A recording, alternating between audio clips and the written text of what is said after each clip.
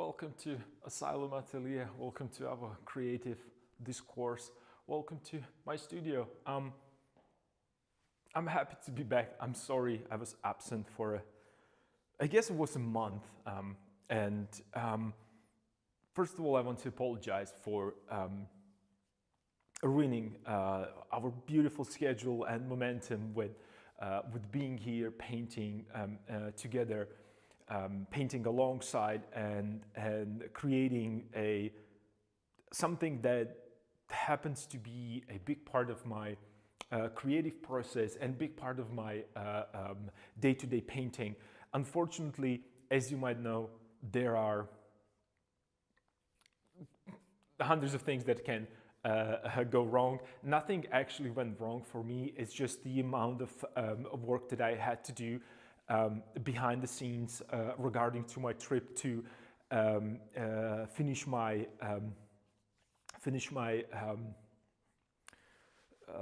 last year of the academy. Requires a lot of paperwork, requires a lot of dealing with planning ahead. And since the academy is in St. Petersburg right now, how would I put this? The situation is not as clear about how to do certain things, and since I have to bring this particular painting there for that last exam, if you wish, or this is like my final piece. This is my actual part of my diploma painting, and I mentioned this multiple times at the beginning that this particular project, Cyril and Methodius, it's the main topic, it's the main composition, it's the main idea behind my final piece. And I'm calling these fragments. Unfortunately, also because of the transportation difficulties, I was not able to create a larger piece. I will be working on it probably there, or maybe we will create some kind of a combination of these paintings due to the situation that we have right now. I could not extend my absence at the academy. It was mandatory for me to do it this year. So there's going to be shifts and changes in my streaming schedule. It's not going to be last couple weeks that I wouldn't be streaming at all. Actually, I painted a little bit. The problem was that a lot of phone calls. I had to jump into a computer, do some stuff, create some documents, verify documents, then translate the documents, move things around.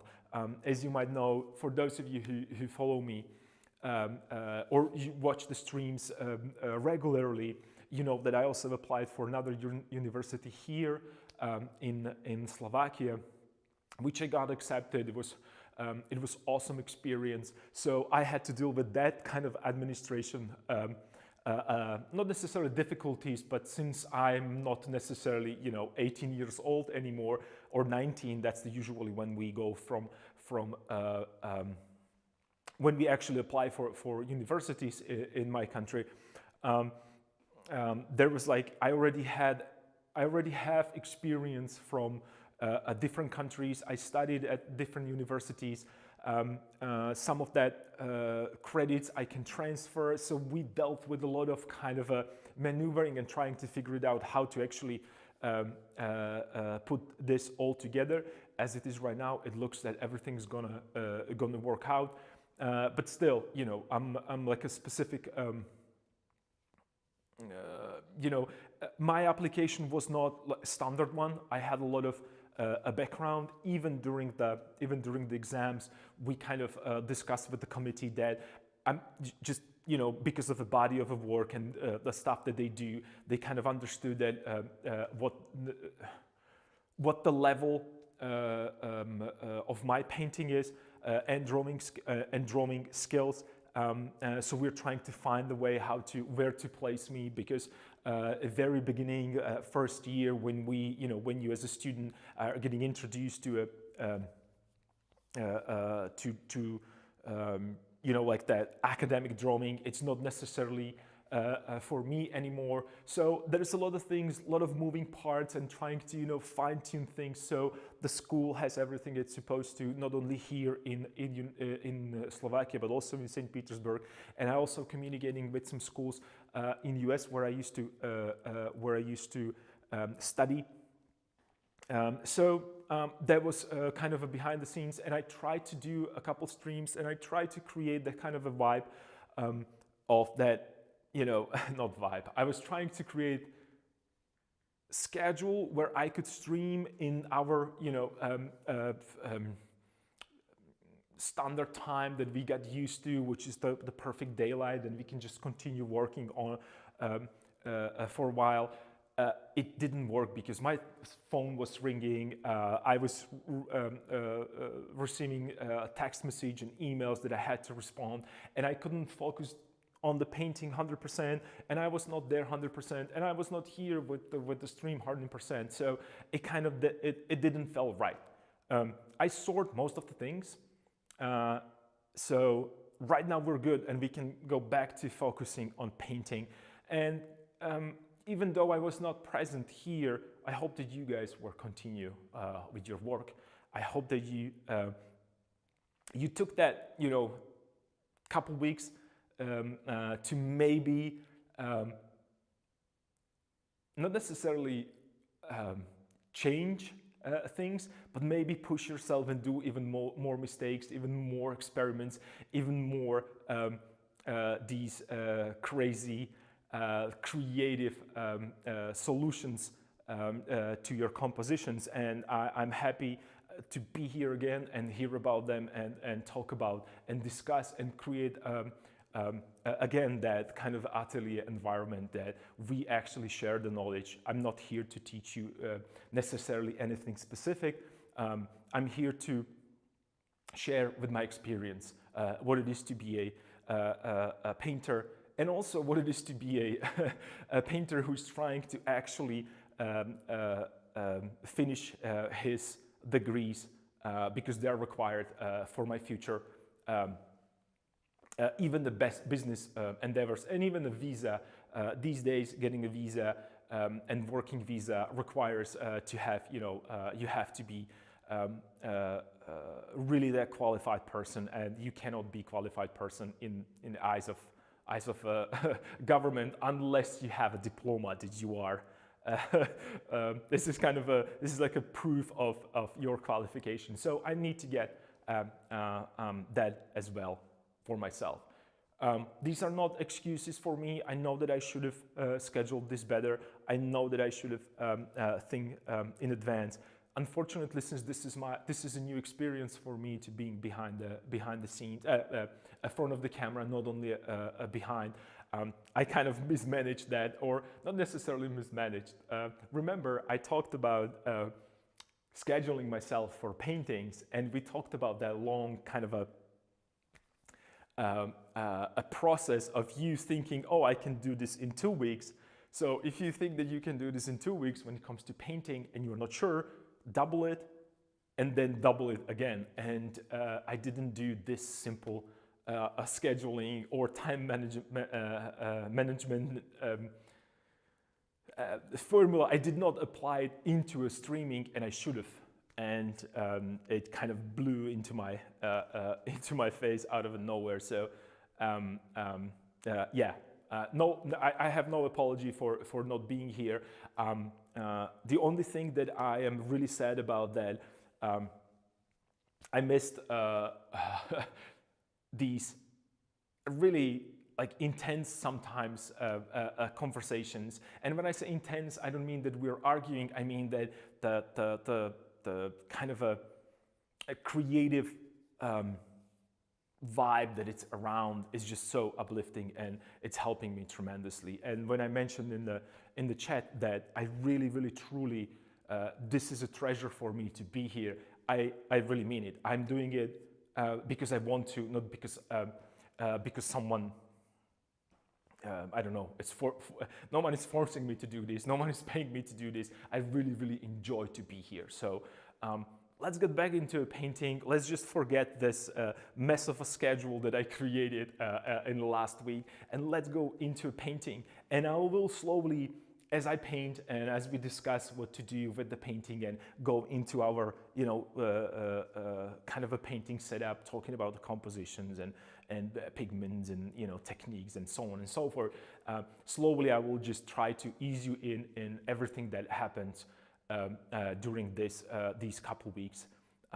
But, I think it's going to actually move the stuff that I did and stuff that I have planned for you guys, and for myself as well. If it all goes as it's supposed to, I think it's going to be awesome, and you're going to see something that you I don't think that everyone ever saw that. So what I'm going to start with, this is something that I have to really figure it out, but I kind of put together a small, and I mentioned this before as well, like a small traveling kit. So what I'm planning on doing from April 1st, I should be actually flying to St. Petersburg for 3 months, at least, to finish this. What I want to do, I want to try to document that trip. And not only that, I would like to actually show you the real experience. Something why I believe that the Academy is so good when it comes to learning about not necessarily a technical part, but also what the art or classical figurative art on the highest level is, because you are there with the top of the top students when it comes to actual painting. So I'm thinking to do a little traveling setup. I hope that they allow me to do it, and I will set it up in the school, in the studio, where I'm going to paint, and hopefully I can do, probably there are going to be silent stream, because of that, I don't really want to provoke anybody with the English language right now these days in a different country when I'm surrounded in other people, so I don't necessarily provoke anybody. And let's see what's gonna happen. But what I'm trying to do is to actually kind of gather as much information as I can, and then maybe do a cool video from the trip. So let's see if this is gonna happen. And I know I said that I'm just going to slowly unwind this, but I just couldn't keep myself. It was such an exciting thing, I believe, for us and for this really small niche a group of people that we are here in the studio. And again, I started to stream and I'm already receiving a calls on my phone. So let me just quickly check what's up. Okay, well, they'll have to. All right. I'm going to read some of the comments because I talk again for a while. It sounds like something would have happened to me as well, time management. And I aren't the good friends. I also enjoy these conversations. Silent stream is also fine. My stream is silent anyway. Okay, I know this is a inside joke, so I'm laughing with you on that. Let's see what's gonna happen. I'm really excited, and I really want to show you and share these. How would I even put this? These kind of different environments that people paint, and how these environments also, whether you accept it or whether you agree with it or don't, the environment really, and I can say it on my own experience. So I don't think that it actually, I can just, this is not the general statement. So let me, let me backtrack it a little bit. Different environment, it's kind of creating a different painting. For some reason, I have a different thoughts when I'm traveling. I have a different ideas. They're popping into my head, and I also there is a different visual language that they use that compared to, I don't know, like a French or Italian classical figurative painting, or maybe even from the United States. I mean. The idea is the same. Like, you want to create a beautiful, convincing allegories or paintings or portraits or setups or still life or landscape, seascapes, cityscape, whatever your painting is, focused on. So the goal is the same: approach, ideas, paint application, surfaces. They're completely different, and I'm fortunate enough. I have to say that I'm fortunate enough to see all of these worlds and parts. What I haven't seen, and I'm really excited. That might be another project in the future. It's to go to Asia and see, Japanese, Korean culture, Chinese culture as well, and their drawing, their classical approach. There's just such a rich culture that they have so many great painters and great artists on their own. So that might be another step, another exploration. And we talked about the bravura with the brush. It means that a kind of a beautiful way. What better example as a calligraphy is to, and especially Asian calligraphy, what better representation of bravura with the brush to do these beautiful marks on the paper with the brush. That's what excites me a lot, to see that, and I would like to learn these techniques, and I would like to understand them and also use them if necessary in my own work. So yeah, I kind of this is so strange. I'm so excited that I'm kind of out of breath of excitement. So let me have a sip of tea, and let's get back to this monstrosity, as I call it, this Frankenstein of a painting. So yeah, that would be awesome. I'm so excited for you. I'm excited for, I'm excited for all of us, because I really want to bring you with me there. And I hope it's going to happen. I hope I'm going to be able to do it. So, back to painting. I hope that this is going to sound strange, but let's go a little bit. Let's go down to a memory lane, and let's start with, please do not watch this stream. It has no benefit whatsoever for you unless you join me and paint alongside. So please prepare your paints, prepare your drawing tools, prepare your softwares or applications if you're working digitally, and join me on this. I mean, for me, awesome journey to discover what the composition is, what the painting is, and how do we love it so much, and how do we treasure these these paintings, and I'm talking about Rembrandt and other great masters. We treasure them because these are not necessarily works of art, but also part of our history, and they, most of the time, they talk about some historic event one way or another. So for those of you who are here and you're not familiar with what I'm working on, this is a Cyril and Methodius kind of allegory painting, and it's something. It's something. Well, I call it. I just mentioned that it's a Frankenstein of a painting, and the reason why it's a Frankenstein of a painting is because all this that you see here, this is more exploration for me than anything else, and this is the first time for me to painting such a complex scene on this scale. I have complicated compositions on the smaller scales, but this is very, very challenging for me. And if you want to see how this painting is evolving step by step, you can check it out.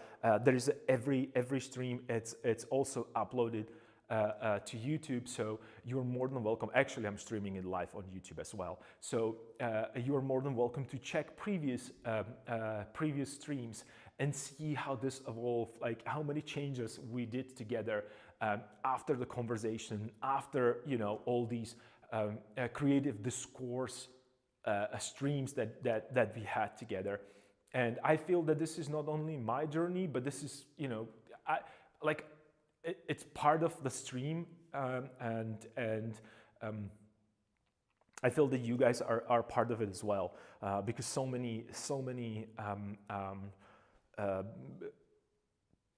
much of a constructive criticism came from you, and I am so happy for it.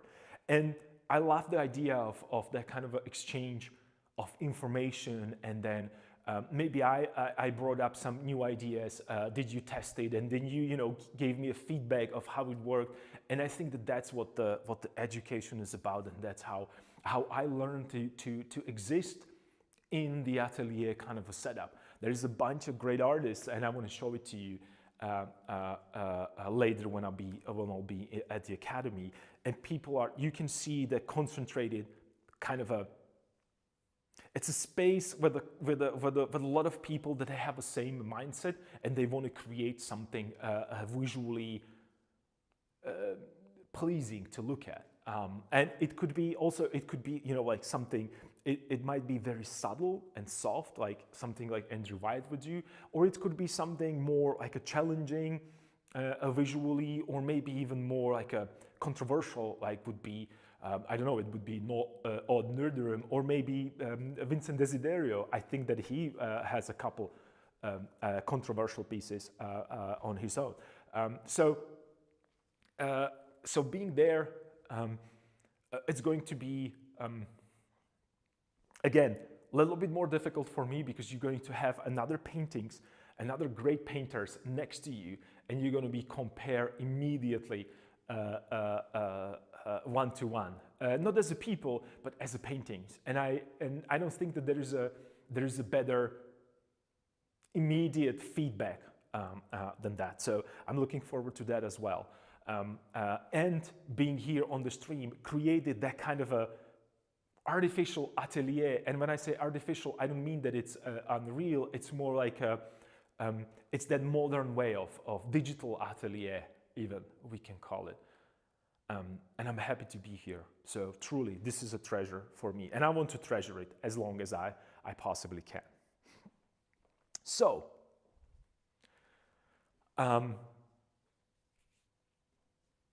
yeah, cameras are working, sun is here, microphone, I see the microphone is working as well, so nothing is in my way today.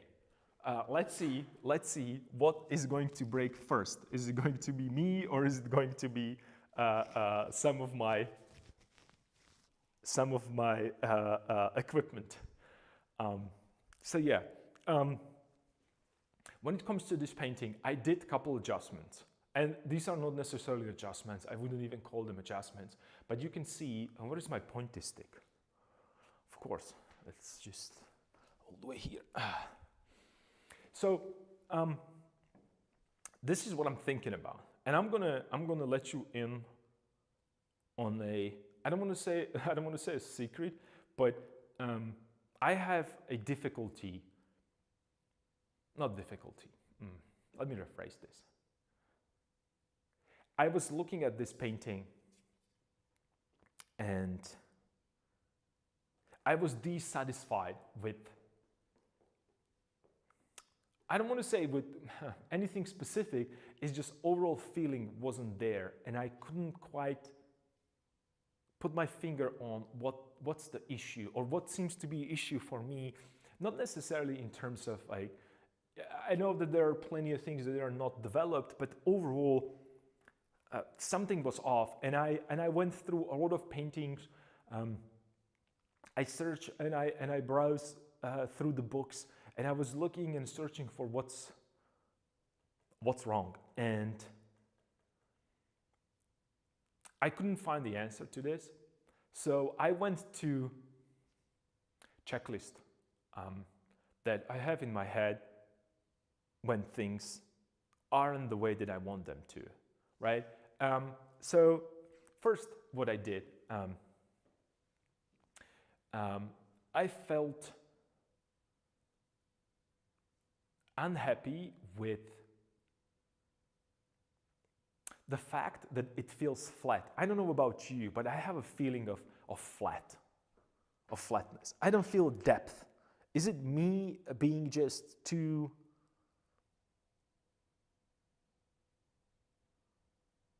how would I put it? Is it just me being too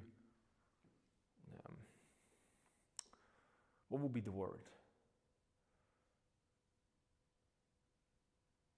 Like the fact that I'm looking at it for a long time, right? It's kind of not allowing me to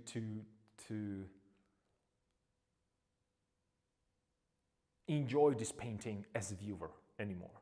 So I put it on the side for a little bit, and then when I get it back, I immediately understood one thing, and that the painting, it's not necessarily too dark, but it's too repetitive when it comes to a pigment. And when I say pigment, I shouldn't say pigment, I should say color. And when I say color, I mean hue specifically. So I felt that I am just, it feels like, how would I put this? It feels like I understand that these are figures, so I'm painting figures. I understand that this is ground, so I'm painting ground. I understand that this is a background, a sky, so I'm painting sky. But that's not painting. That's like you have a coloring book, so you're putting colors where they're supposed to be. That's how I felt. So what I did, well, that was the first thing. So I put myself into a position that, okay, there are paintings that I like, and you know that I love Rembrandt. So Rembrandt is here, ready to be deployed in the short notice. So let me just, put it where he belongs, and that's on the bench right here where I work. So this is a space dedicated to a Rembrandt's book, because it always has to be there.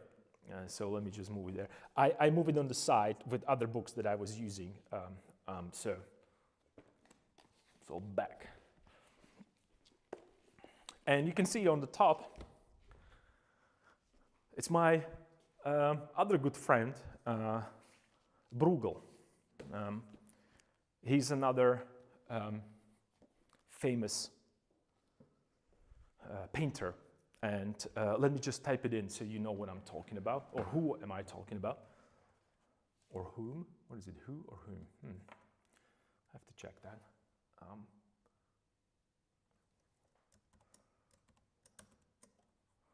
Bruegel.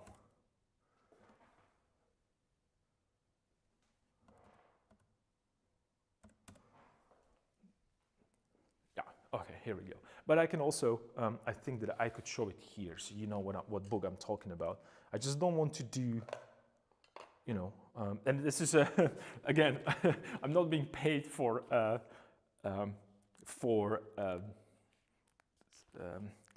promoting these books, but I like them, so I'm just gonna cover the name. So this is the book that I'm talking about, Bruegel. He's a great painter. He was. He's not no longer. He's no longer among us. But he has a.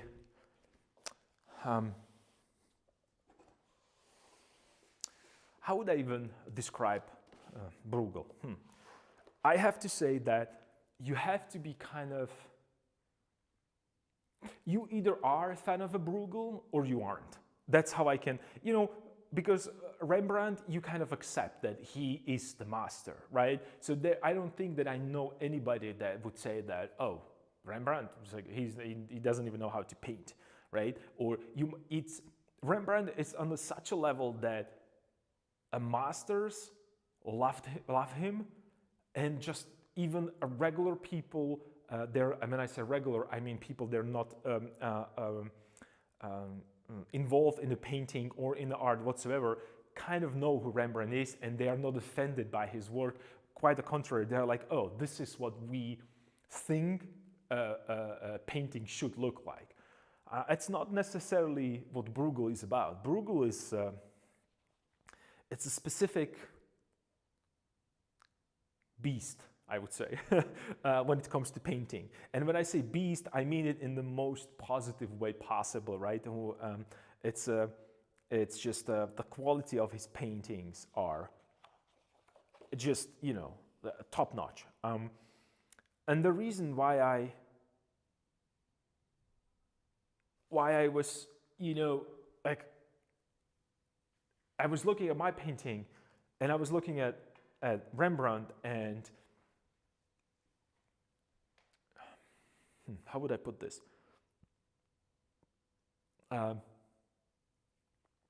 Rembrandt was not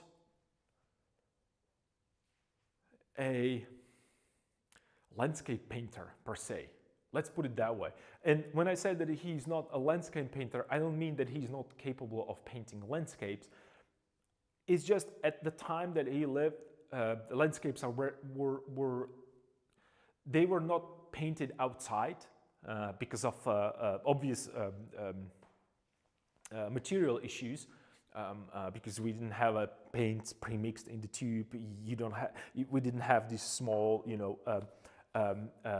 easels that they are that you can very quickly and easy.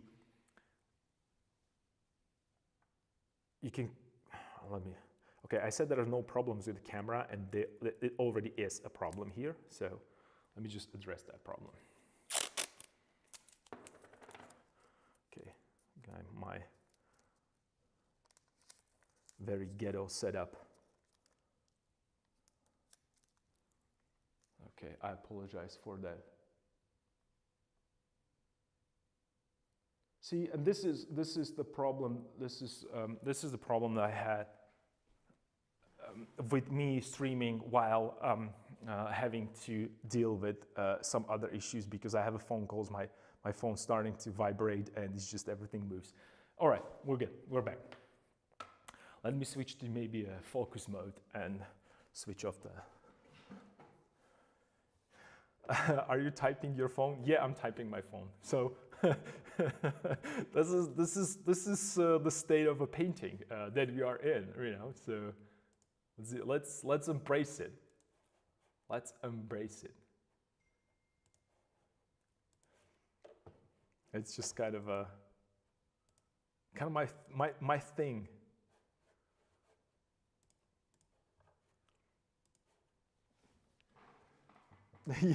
Yeah, I'm embracing it too. Yeah, well, you have to. There is no other way. It's just, and I'm not using actual. I have to use this kind of a paper. I think this is called like a painter's tape. You know, painters are using it for the walls when they paint walls. Because I have like the regular duct tape, but you know, then whenever I use duct tape, everything is sticky forever. So, and you know, duct tape is for, you know, it's just a little more. Anyway, I'm going on a tangent. So let's back to Bruegel. It's working. You can see the palette. So let's go there. Yeah, I had it. You had it. Yeah, me too. It's just a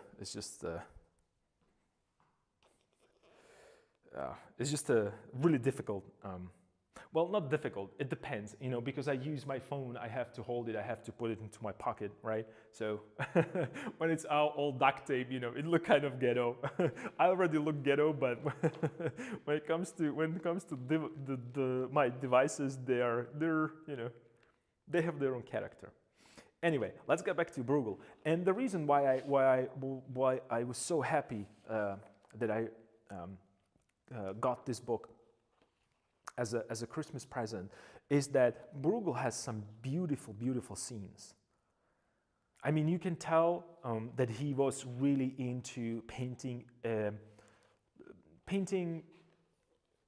scenes from villages and cities, and he was kind of a landscape painter in a way, or not even a landscape painter. I would call him like overall painter that could paint the landscapes, because most of these landscapes are imaginary landscapes. I'm pretty sure that you can't find these.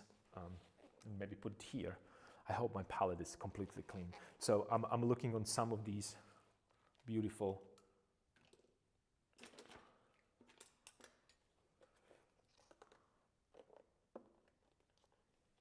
Is this cool? Yeah, we can do this perhaps. Yeah. So you have a better idea. And the reason why I am, one more, okay. All right. The reason why I was unhappy with my painting is that look at these beautiful scenes. That, you know, and I just chose this one, but whichever one you want, like he has these random, like look at this. I mean, okay, so let's think about it. Like, and think about this, because this is like a, what is it? It's 1563, right? 1563. He was painting this. He was painting a snow. I mean, let's get serious here. Like painting snow. I don't know. I was just, wait, what? He was actually painting not only the how do you put it? Not only a, when we talk about perspective, not only atmospheric perspective, but also a,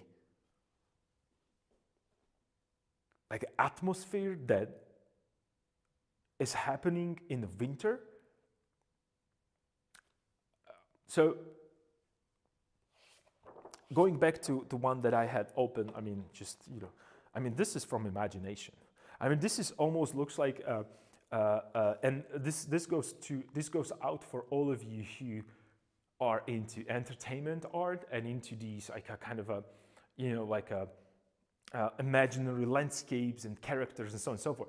I mean, when you hear from people from the industry that you should really go back to roots and think about old masters, this is the reason why. Because this is full imaginary landscape, ready to be deployed for me personally. I mean, I would stole this, and I wouldn't be surprised if someone actually used this in a, I don't know, Witcher game. So I was looking at this Bruegel kind of a approach to painting, and I mean, really look at it. I know that it's a small. Let me just make it bigger for you, because I'm kind of a. All right, now we're talking. Now we're talking. Now we're talking. You don't need to see me. You need to see this. Oh, you can see me on the side as well. Perfect. So, see, it's just sometimes things get into like fall into place on its own. So I created a perfect size for myself on the side and here. So I am a streamer after all, right? Okay. Yeah, check this out.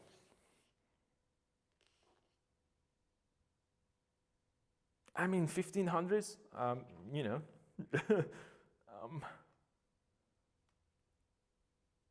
I'm pretty sure, and here's the thing, he's not from Switzerland when you would regularly see these. He's a Dutch master, right? So, I mean, it's kind of a flat land there. Truth to be told, it's not really a mountainous region, right? And he has these beautiful, look at this. This little part right here, let me just point it out. This little part right here, the little kind of a notch right there, it's actually tower. I don't think you can see it, but this is like a little tower, like a watchtower or part of a castle almost. And look at the composition, how he kind of understood the assignment of a composition and kind of a beautiful idea of unity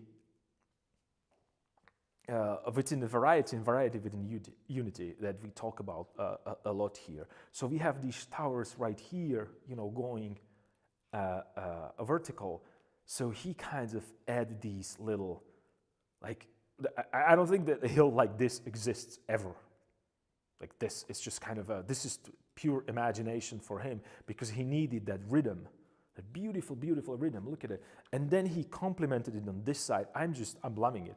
And you can also see, and when you really look at the painting, is that this was painted underneath the full, and then he painted the tree on top of already finished painting.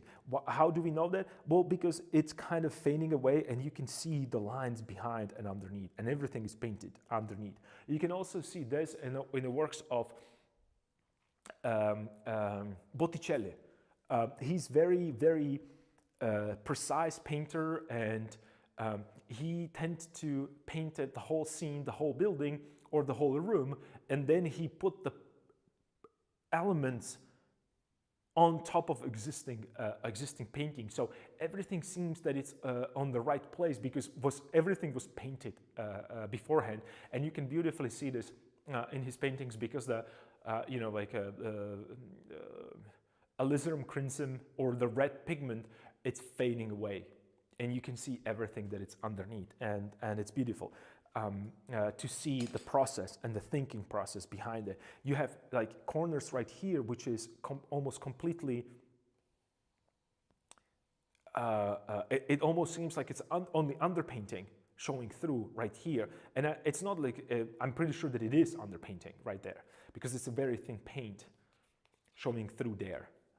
With kind of like it looks like a scratches. So he created like a wash, and you can see these marks, and I'm going to double check that whether or not, and here's the thing, like I'm showing you this detail right here. It's just a part of the larger painting, right? So I mean, this is the focal point right here. But what I really want to talk about here is that look at the color harmony. This is really dark painting, but he moved through orange, like really, really orangish, a setup right here in the foreground, all the way to complete blueness in the background. And this is a repeating idea in his paintings. And you can see it how he masterfully, well, this is a beautiful example. Like, check this out. He's pushing it even more. This is orangish, warmish forward, creating kind of a beautiful vignette of things that are happening, and he slowly goes into a background. These are almost like a blues purples right there. And then also variation in the blues, and then he goes into warmth because it's lit by the sky, and this is like a warmth area, but he can't make it as orange as here because it would automatically push it forward, and it broke that kind of idea of atmospheric perspective. So look at the beautiful details in a warmth kind of a setup, into less warmth details, into cool, less details, into warm, almost no value, no details, into blue, purplish, like these values next to each other, they're almost invisible. You can't really, see them that well. So check that out. I mean, really check that out. It's just, and when you look at, and right now, when I'm looking at my painting, I'm missing it there. So I was kind of, not necessarily, I don't want to say that I was disappointed. I was not paying attention to these minute adjustments. So when you think that you are not painting, that you're not actually putting brush into pigment, and placing that pigment on the canvas, if you think that only that means that you are painting or you're a painter, I think that you are making a huge mistake, because you are painting, and we are painting right now. We're analyzing great masters' work, comparing it to what we have here. And when I say we, because I'm thinking that you are here with me and you're looking at your paintings, and I don't need anybody to tell me that my painting looks bad or there's something wrong. If I can compare it to something else, and compare and contrast, it's the main way how we actually paint, because we talked about this a million times. I know that this is blue because I have other surrounding pigments around that. If I would have only blue and white, it may as well be monochromatic. But I know that this is blue because of an orange next to it. I know this is blue because of green next to it. I know that this is green because there is a red next to it, right? Same way, I can compare my painting with this beautiful picture. And I said picture because this is just a representation. I mean, this must be even better in real life. And I know that it's better because I saw it in Vienna in Kunsthistorische Museum in Vienna, in Austria. And these paintings are beautiful and vibrant, and they are painted on wood. If I'm not the one that I saw, I think was they were painted on wood. So you can see these beautiful scenes, and he is applying this logic everywhere. He has a warmth where he needs to have a warmth, which is a focal point, and you can see beautiful. As you go into a distance, you're losing a detail. You see windows here, and as you go, and I'm sorry, my chubby finger is right there, so I'm just gonna do like a little pointer stick. So you have windows, you can see windows, and then he switched to a cooler building with no windows, and you can't see windows anymore, all the way to here in the smallest. He's actually depicting a little openings here, just a touch, so you know that it's a church. It's such a beautiful, and here's the thing, he putting a church there, it's kind of a, I mean, that's a bold statement. Because of, you know, all these things that are happening here. But I'm not going to go into philosophy of his paintings. I let you to explore that and who he was. But I'm talking strictly right now,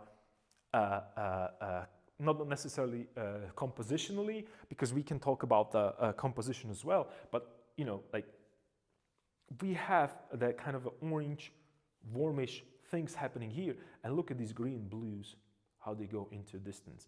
I mean, that's a simple, beautiful setup. And then he actually creating like little areas of coolness, right? To kind of create warm and cool composition. Right, and these are little details. So you can see like how detailed these are. He painted everything, fingers, every little details there. Like, look at the beautiful foot right there. Like, who even cares for the foot on size like this? I'm sorry, this is I'm going. This is the painting, right? I haven't checked it out. It's a really small foot. And when you think about this size, it's 1 meter to 1.6. So it's this size. This is probably the size that he painted it. And when I said this size, and I went out of the view, it's the size of my of the right side of my painting. So let me just make this a little smaller. So the painting on here, it's 160 by 117. So it's approximately, that's what I was saying, it's approximately this size. It's approximately this size, right? So it's not that big to get all these small little informations there, right?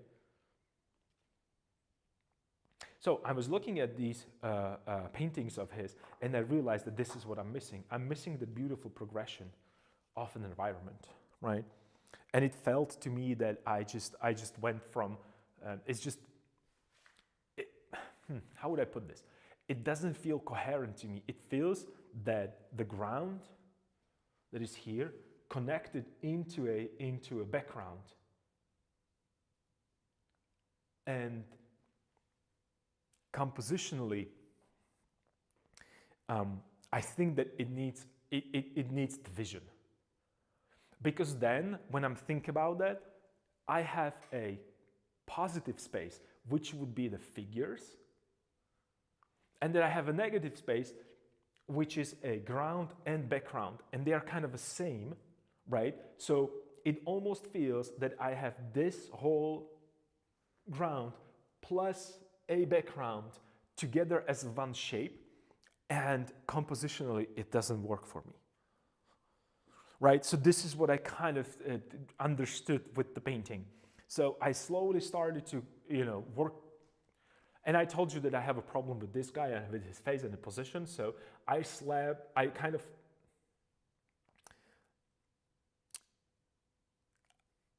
had to put something on top of him. I repaint him. And this is, well, it's still wet, slightly wet, it's sticky. But I brought my new color key or hue key right here. And I immediately can right now look at this compared to this. He is bright and lit, and this guy looks right now really dark. You see, and I mentioned this and I was talking about this, that the moment I'll start bringing more details and making them a little bit more, a little bit more, so they don't look like they're so intensely labored and painted in, suddenly this freshness kind of made to my eyes, this way too dull. So I scraped everything that I could. There was a lot of there's a lot of texture there, and I would like to show it to you. So later I can maybe point a camera to that, and you will see immediately the difference. And you can see it even on the camera right now when you're looking at the portrait next to him. I mean, those are two completely different portraits. And right now you might be looking at, okay, but hold your horses a little bit. This looks more believable as a human being than this one. And you might be absolutely right. Not you might be, you are absolutely right. But here's the catch. I can improve on this not only in terms of detail, but also overall feeling of who this person is and where he belongs and what kind of environment he is set into. And also the brightness and the lightness kind of gives you a more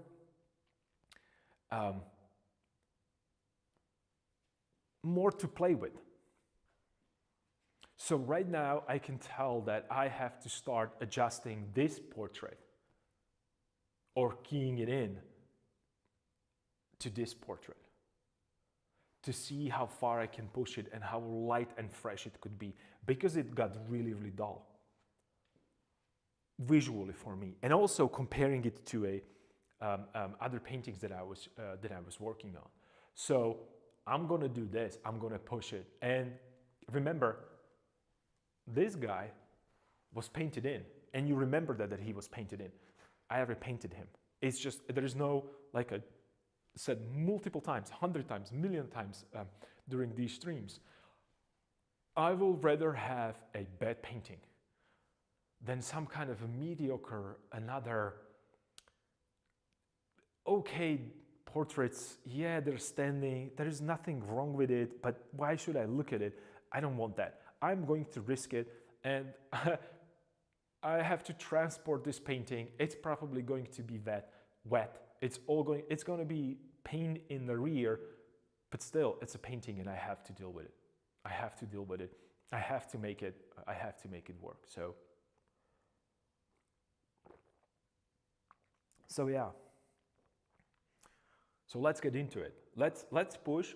Let's see this. I'm gonna push this guy. I'm gonna continue working on him and his portrait, because I need to set him right now as a. Because you remember I talked about. It's still wet. I should stop touching it. Why am I so touchy today? I don't know.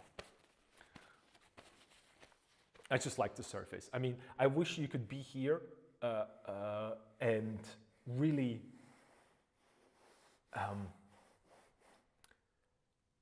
and this is something that why I really love painting, and I don't like to show paintings through the pictures. And I had the experience recently. My family actually experienced that, because they were part of that unveiling of that painting that I did, the commission, and they saw the difference between people seeing it in real life with the size and also with the textures. It's a completely different experience than seeing it on the phone. And I really, really enjoy to be in my studio and being able to touch these paintings and see the surface. It's a kind of another, I'm and the reason, again, I'm still touching it, I should stop, because I am, let me just read the comments because I'm again in my own world. If it helps, my process for gallery has started and I'm, let's say I'm packing in some ways and I'm panicking in some ways, I'm sorry. I'm not used to transport a large amount of paintings and also have to get them framed, which I never did before. Kind of glad mine are small compared to yours. That's awesome. Yes, but here's the thing. It doesn't matter if it's big or small. You have to protect the same. You have to be, you have to transport them. And trust me, it doesn't matter if you have a large painting or small painting. The principles are the same, right? If it's stored, or if you transport it, and some cracks start showing through, it doesn't matter what size you have. And this is fairly thick pigment right here. I'm seeing it, and I'm not only seeing, I'm touching it. And what I wanted to say is that I'm actually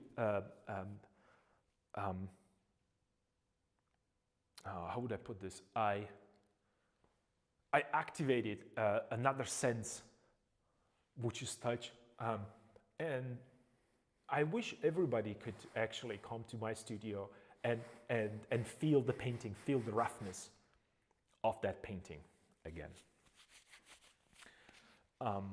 Because it's part of the painting, and also smell, because it smells like a linen here, linen and oil. So yeah, so let's get into this. So Bruegel, you either love him or hate him. I don't know, or don't care for him. But I think this is an important part. I'm going to put it on another table, on another surface, because I don't have enough.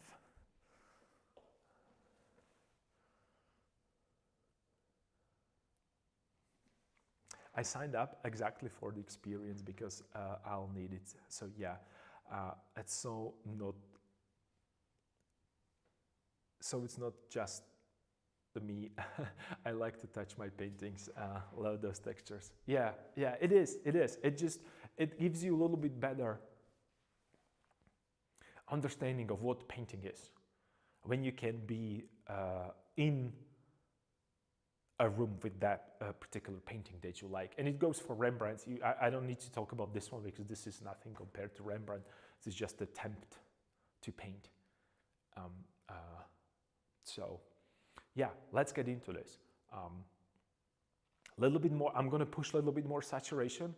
I'm gonna step out of my comfort zone and push the pigments even more. And I introduce the different pigments to my palette to offset myself as well. And it all thanks to our Bed Painting Fridays, where we experimented with all kinds of crazy pigment combinations and stuff. And I want to continue with Bed Painting Fridays. So get ready for Friday, because we're gonna do something new, something, again, something crazy.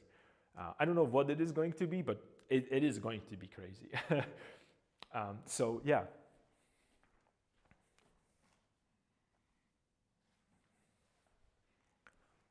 And I want to go back to the fact that you are starting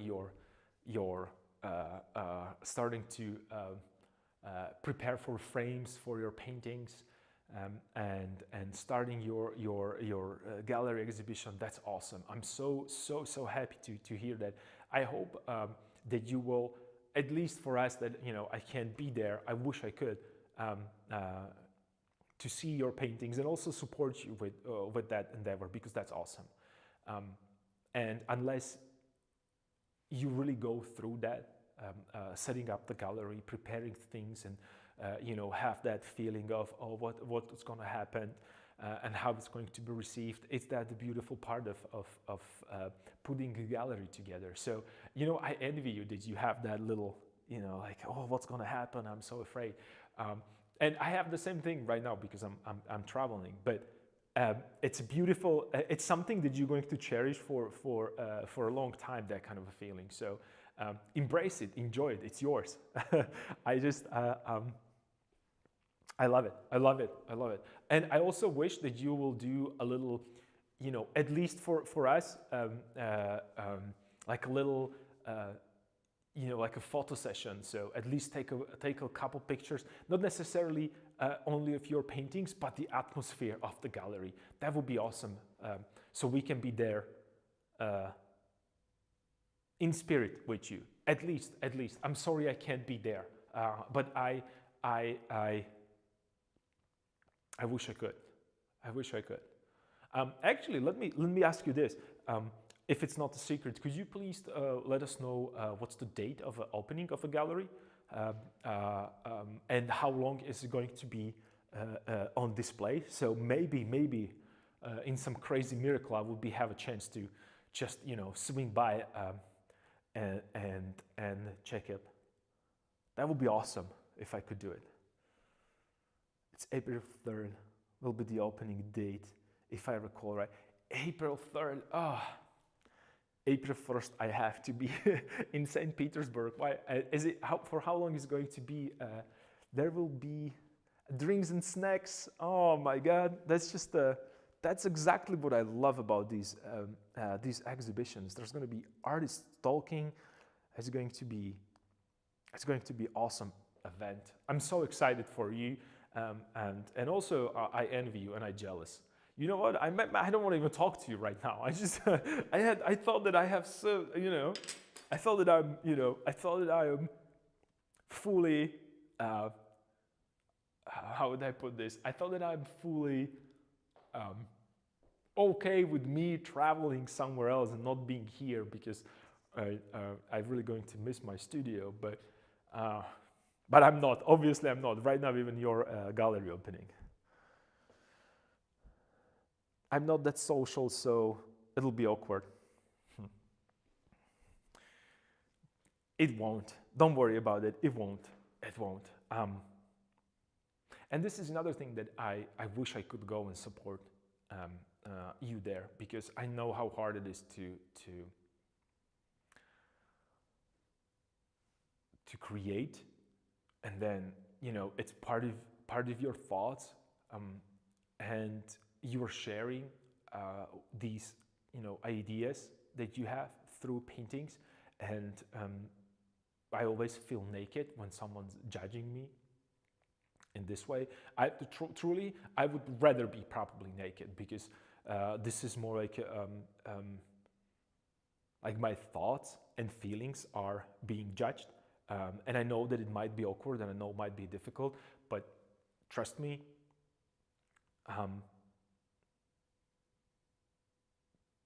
that's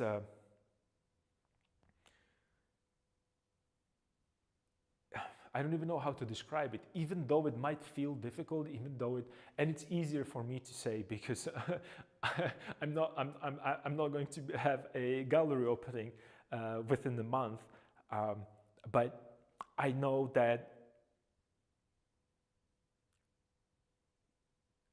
the time is going to pass, and you know this from your own experience, and you're gonna think that, oh, I was totally unnecessarily overreacting, and it's not that bad. And if it's going to be that bad, and you're gonna feel anxious, just think of Bad Painting Friday. What bad could happen? I mean, let's test it. Let's have fun. Let's just throw some crazy ideas there. Someone's gonna ask you a question and go off the rails. Just go and be, use one of your, use that charm and that, that humor that you possess, and it's going to be awesome. Trust me, it's going to be awesome. And like I said, if not, it's always a,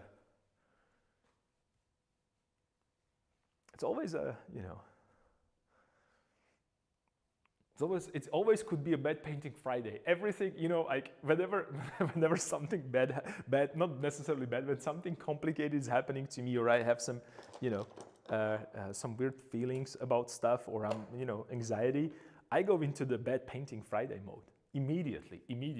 Just, let's try it.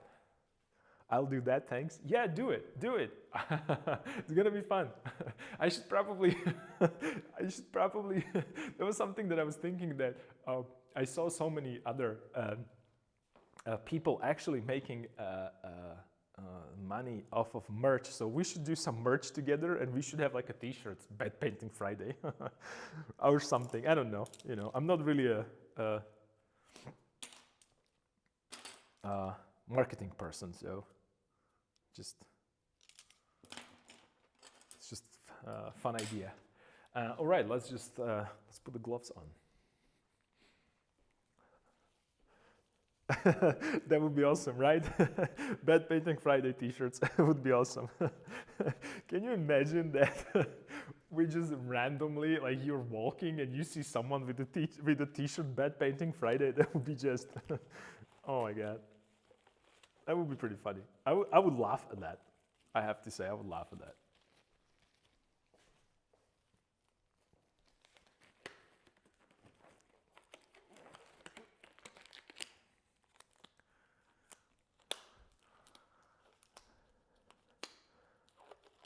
Yeah, but yeah, I would laugh as well. Yeah, everybody would laugh. You know, can you imagine? It's just like a, it's like a secret club. You know, like Illuminati. It would be Bad Painting Friday people. Just, you know.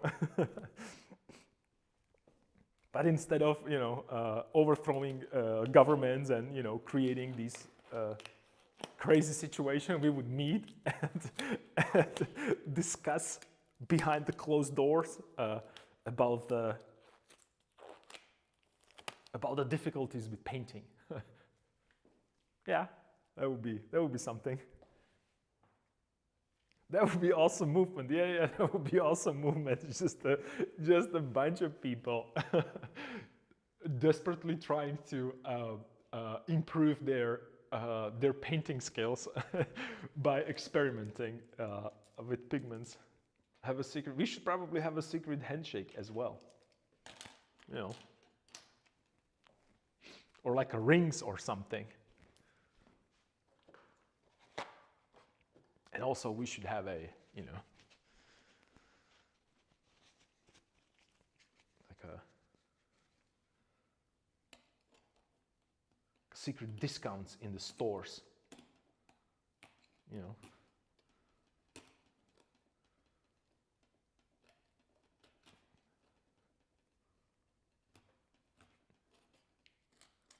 We go to a store, and then you know you have a special, I don't want to say like a passport, but it's just like a identification, you know, that I belong to Bad Painting Friday secret society,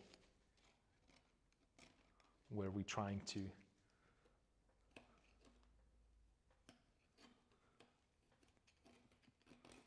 experiment.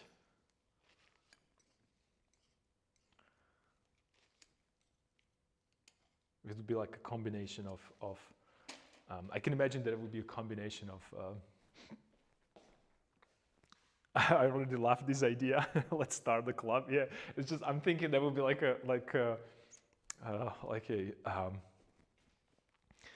how do you call it? It would be like a combination of Fight Club and Illuminati. I think that would be that would be somewhere where we at. Hey, let's do it. Let's just have fun. We should probably also you know.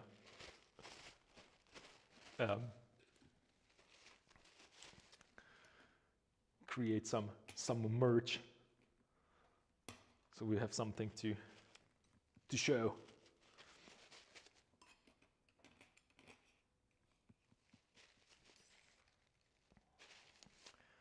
All right, I'm just cleaning up my palette a little bit because I have some not necessarily issues, but I have some concerns about the. Well, it was a week since I painted last time, so let me squeeze some fresh paint. So I have like the best possible setup. Where did I put all the? Oh, there they are. Okay.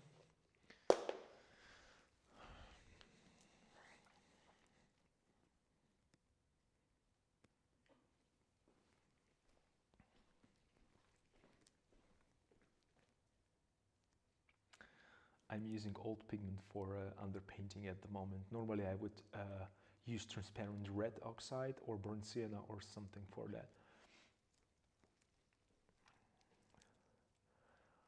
But I had Indian yellow and Queen Rose, so I'm using them instead. Oh, that's pretty cool actually. I'm have to, Queen Rose, is a Queen Rose transparent or semi-transparent pigment? I don't know. I can't recall it because I don't use Queen Rose in my palette, so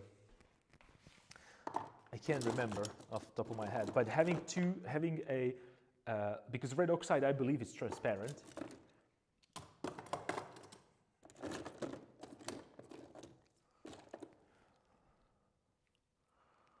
It's the Queen. Yeah, I think it's a semi-transparent, isn't it? I'm looking for this. This is a Madder Lake. That's not cool. Anyway, but I like that. I like that idea of using a transparent pigment. Yeah, semi-transparent. Yeah, that's what I thought. That it's a semi-transparent. I'm just trying to gather all my pigments. I just throw them. They're just all over the place here. Okay. So what's the new painting that you are starting? Oops, my microphone just fell, so my apologies. Just give me a second. Oh, I'm sorry for all of you guys to listening.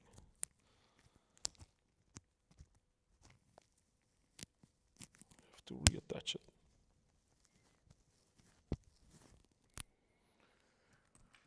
I'm sorry.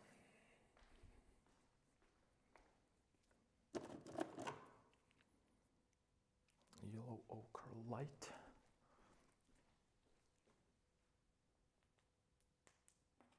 So let's get the yellow ochre there.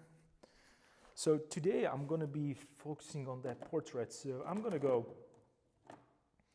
I'm going to probably approach it with just the portrait, just with, I'm going to start with a limited palette and I'm going to introduce more and more pigments into it. Just because I want to keep that beautiful saturation, right? So I'm throwing there a little bit more advanced pigments. And when I say advanced, I mean like a mixtures. It's not a limited palette. And the reason is because I want to do these subtle shifts.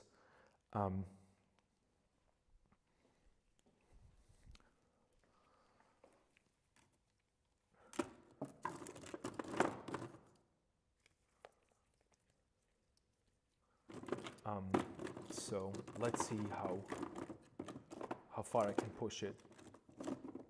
That means that I have a yellow ochre, but I want to use a little bit more of a cadmium into it, not because I want to create a, not because I want to have, let me rephrase it, let me get back. I want to introduce a cadmium because I want to punch up a saturation a little bit.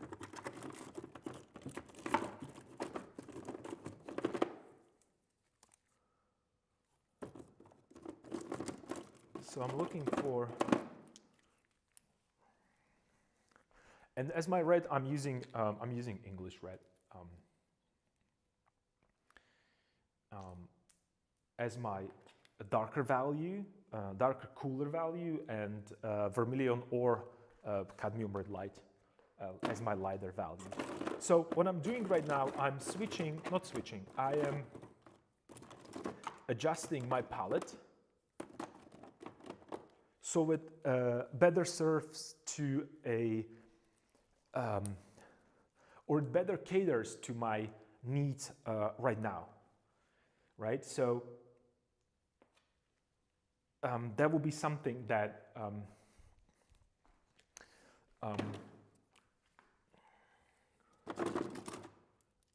that will be something that I also mentioned before, that we should have, not we should have, that I like to use, oh, I have that there, okay, so I don't need this one. So I am choosing a technique depends on what I need, rather than just having one particular technique and follow it and repeat it over and over and over again. I like these experiments. I like this exploration. So yeah, Bed Painting Friday all the way. What do you have here? Okay. It's Dutch Windmill wanted to paint something more local for change. Awesome, awesome.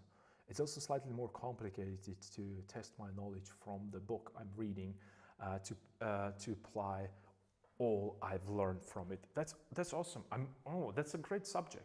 That's actually something that I was thinking about myself to get a little bit more into, and it kind of sparked from not only our conversations, but also from the books that I read, and I was inspired to with that Slovakian traditional folk ornaments. There's so many information there that kind of, led me to a path of exploration, and I would like to do a couple still lifes. We started with the Bed Painting Friday with that wooden, if you remember, the wooden cap. So we can actually continue on that painting because as I left it, it's still there. It's just we don't have Apple. We lost Apple. Apple just went.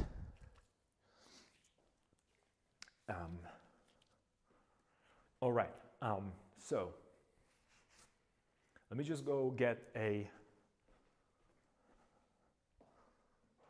I also want to get more into portrait figure painting eventually, but for now, landscape it is. Yeah. A landscape is. And remember, I still believe that being able to compose, paint, or execute a painting of a beautiful still life, it's probably a first step into understanding compositions. And that's something that most of us, including me, skipped when I really focused on figures. The still life went off the window. I was just like, I don't have time to paint these nice, what do you call them? These nice small cups or big cups or vases or flowers. Like, who cares about flowers, right? When you want to be edgy and controversial. But these days, simple, beautiful still life is so difficult to execute. That I'm into still life these days. I can't help myself. All right. So I have my pigments. So I have that extended palette that I'm using, and it's not extended palette. It's a limited palette with a modifiers. Let's call it that way, right? So this is like a, and I'm into Blender. I have to say I'm playing with the Blender a lot. I should stop using a Blender so much because I'm getting crazy. So I have my modifiers here. That means that I have my yellow ochre, but I add cadmium, and also on the other side I should probably bring the Indian yellow. And the reason is not because I want to create a crazy unlimited palette around here. No, I want to modify my main yellow ochre. So yellow ochre is still the main. I'm just modifying it left to right if I want it to go a little bit cooler and if I want to go a little bit warmer, right? So I have my modifiers to my yellow ochre, which would be everything that is on this side. So when you think about it, I can choose if my yellow ochre is going to be modified by Indian yellow, by raw sienna, by burnt sienna, by cadmium, or English red. So these are all adjustments on the one side towards the warmth. I could go even further. I don't want to go there that much because it tends to go a little bit muddy, and that would be alizarin and some purples, because these are very close to blue pigments, so they have a lot of blue in them. So red with the blue in it, it's going to muddy down the pigment. If you're just going to push it immediately into it, it's just going to cancel these colors, and we're going to get a kind of a muddy feeling to it. So I have these modifiers here that's going to help me to modify the painting. Do you guys still see these pigments, or is just me and my camera is? I'm just going to adjust it a little bit so you can see better. Right now, I think it's better, slightly better.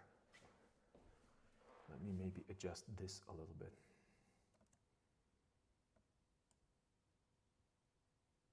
All right, so, okay. All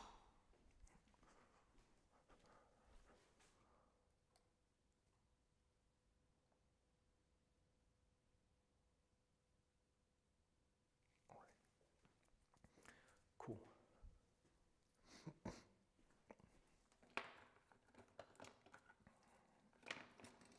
And also, I have here a little bit of extra oleo gel, which I want to use for fine details or refinements if I'll get there. All right, so let me go. We have all the setup, all the information. We're back to painting. Let me quickly go ahead and get myself a little bit more tea, and I'll be right back, and then we're just gonna straight to painting. Just a sec, I'll be right back.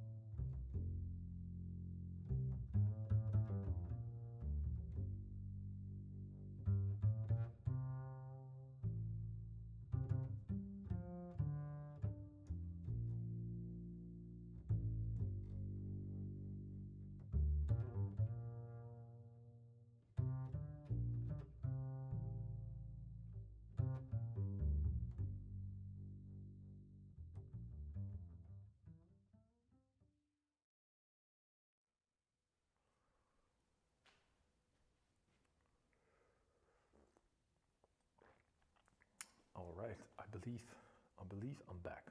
I hope so. So let me set up my digital reference as well. I hope that I'm not going to destroy anything here. Okay,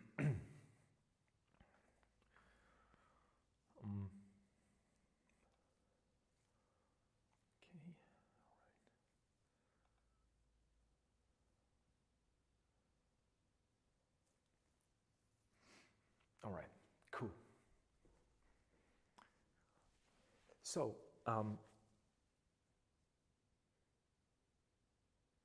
yeah, I'm gonna continue working on this guy right here, right now, and I'm gonna get a little bit more into portrait idea right now, because as it is right now, it's just I have just the placeholders, right? As I always do. So you can see that same thing right here.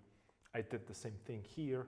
I have the same thing here, this guy as well, a little bit, but it's a little harder to see. So what I want to do, I want to bring him a little bit more up to speed with the portrait. And then that's another thing that I kind of felt that maybe, and this is going to sound crazy, maybe this whole figure should move a little bit higher up. And not only higher up, and that's what something that kind of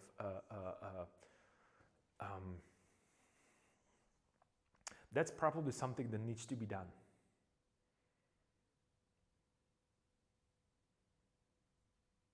I don't know, just a touch, because it almost feels right now, the problem is that the feeling that I have is that his head should be a little higher, at least that. Because this is making him way too small, right? Way too small. So maybe I should push the head a little bit more higher up. I'm gonna, I'm gonna kind of cover this face, but I still have a little space, so I can push it here. I think that compositionally is not going to be as big of a problem. I don't know. I'm not sure. I just saw it, and the reason why I was thinking about that, because I actually created a models of these two figures, or actually all these three figures. This guy, and this guy. I already have a models in Blender for them. And I was playing, you remember I showed you a couple weeks ago, I was working on the digitally, and I was playing with the Blender, and I was explaining certain things like how to position and how to lit the portrait. So I actually sculpted them and placed them into a Blender. It wasn't like sculpting, like I started from nothing. No, I have some free figures that you can download for free from different websites as an asset. But then I adjusted these assets, and I just I worked on their portraits, and because what I wanted to, I have a portraits in my head. I'm thinking about how they should look like, and the problem is that I'm thinking about the portrait, but there are certain angles that are really difficult to imagine with the lighting condition applied to that portrait. So that's what I needed to do. Also, I was creating, while I was not able to work on painting, I actually did something new. And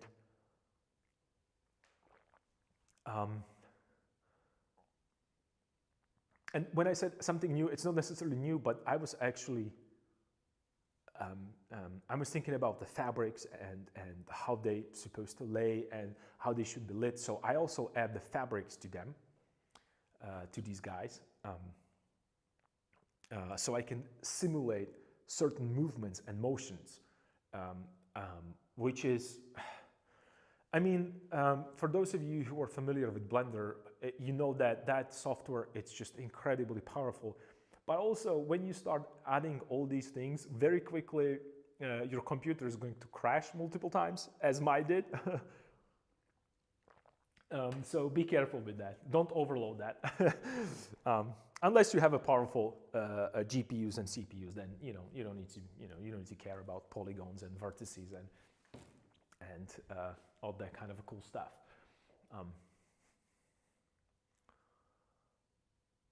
All right.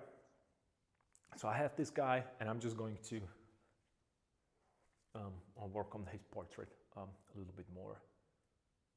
And then you can see that I changed this a little bit because I put the hoodie around, and I haven't had a feeling of just a neck.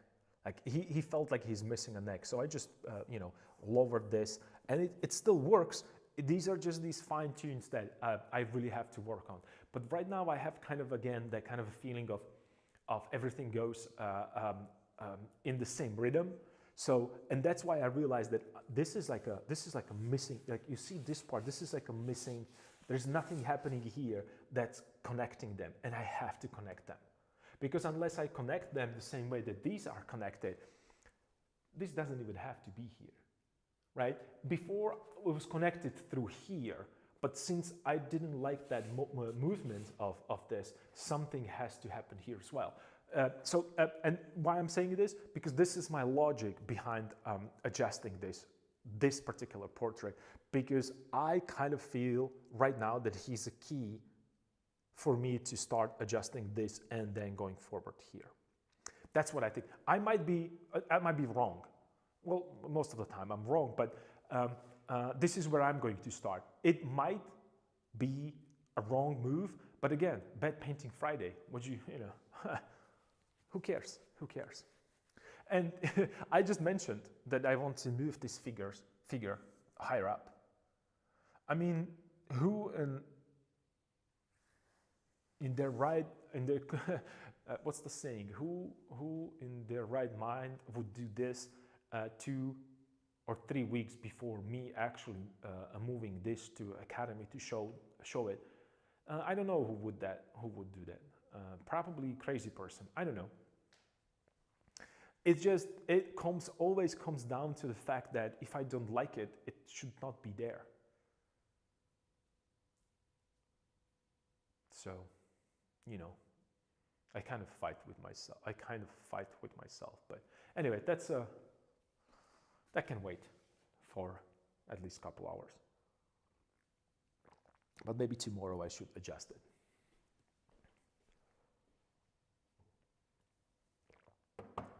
Tea is cool. And maybe, you know what? Maybe you could help me with that. What do you think? Should I be really that stubborn and that I don't know, I don't want to say that it's stubborn necessarily. I'm looking for a different word. Like adamant, maybe. Should I be that adamant about moving things? Maybe I should. I don't know. So I'm just gonna, I'm using these brushes from the grocery store. So let's see what's up. And a palette knife. That's another thing.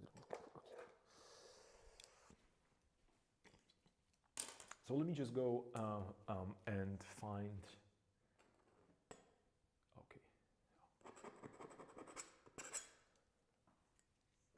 Okay, I'm gonna work a little bit more on the details because I want to really. I'm looking at my reference that I modeled.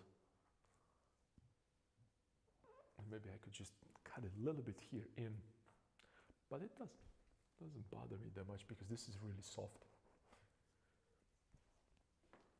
Maybe.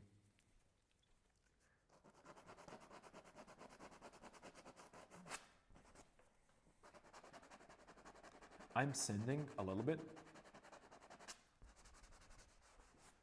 and what I'm sanding right now, it's that soft edge between the background and the foreground, which would be background would be a sky, the blue part, and the foreground it's his face.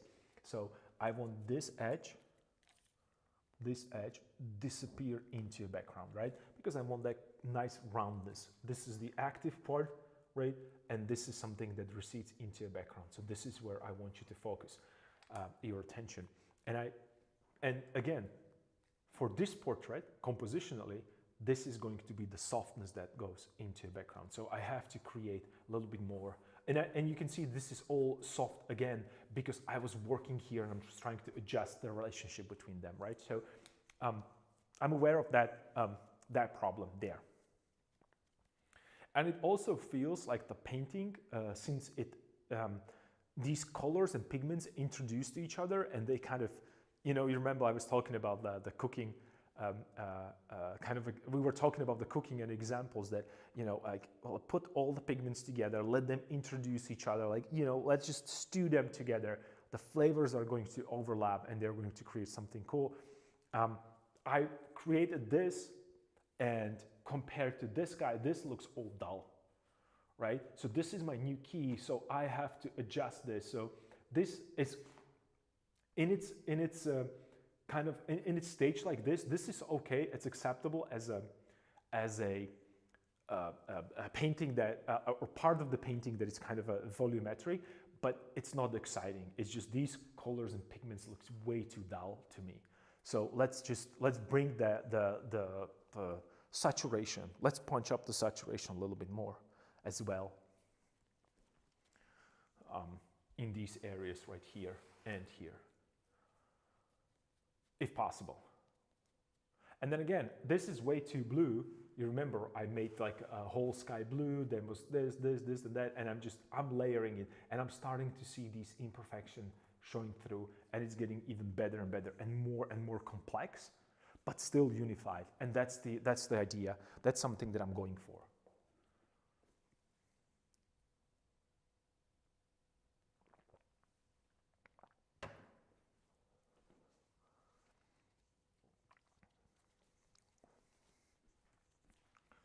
All right.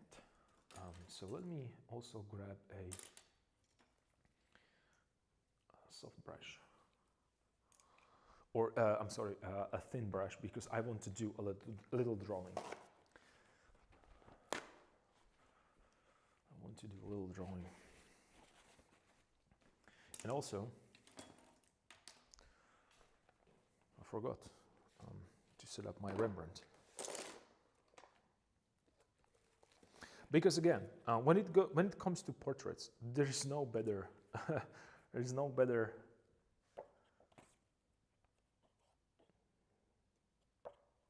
mean, check this out. I have like immediately like a beautiful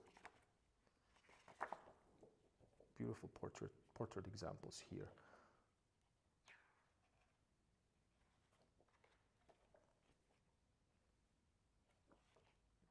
That I could use to help me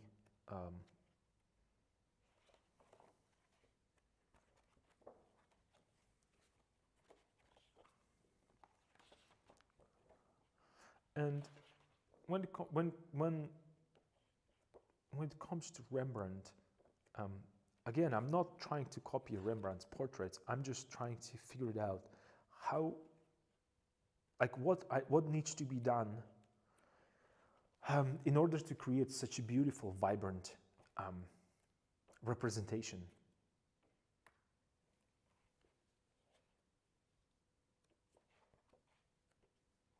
Of a human being on two-dimensional surface.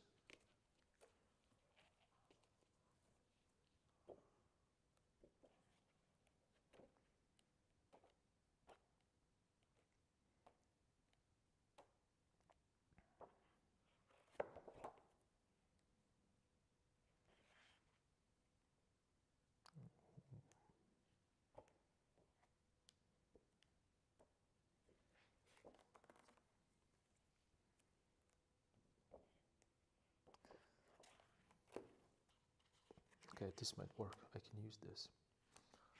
Yeah, cool. I'm sorry, I'm again. I am stuck in just, listing and going through the Rembrandt. And you know me, I saw this book like a million times. and I still love it.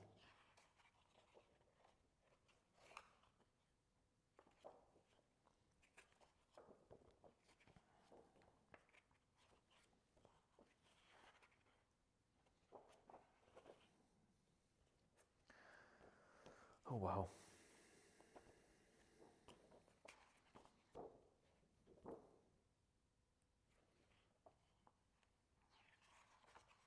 It's beautiful, smooth kind of transitions that he has there. It's just okay. This is what I'm going to use. What I was looking for, and that's why it took me a while to get here. Okay, it's just no worries. Was that I wanted to grab or catch that kind of a later or late Rembrandt, but when you look at the late Rembrandt, it wouldn't really fit to a kind of a young, a fresh face. So I'm looking for a late Rembrandt painting females. That's what I'm looking at right now, because I want these soft transitions. I don't want to. I'm not looking at. I'm not going to repaint the female features. I just want that softness and roundness, and these like really kind of a quiet transitions. And the reason why I wanted to, because I don't want the really strong features, and even though I'm going to paint these strong features there, I don't want him to have these strong features showing through later on. So I'm just going to do a little adjustments and then soften it, and just, it's going to disappear into a background, because this is where I want the kind of a thick paint application, the detailed work, and really, really subtle transitions. All right. Let me grab a little bit of this.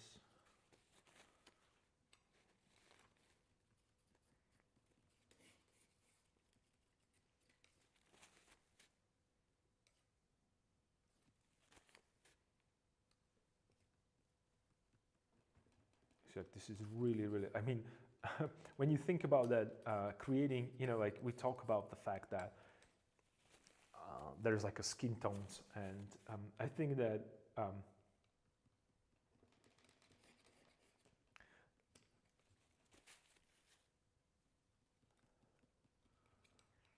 and you might be looking at the mixture that I have right now, right here, that this is like way too light, but when I come here, it's actually more like a mid-tone.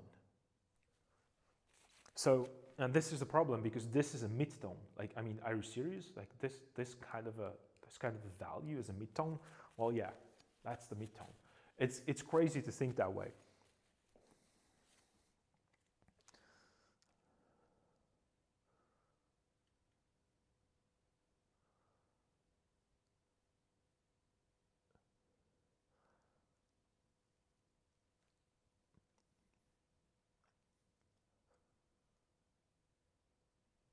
I had to do a bit of chores. My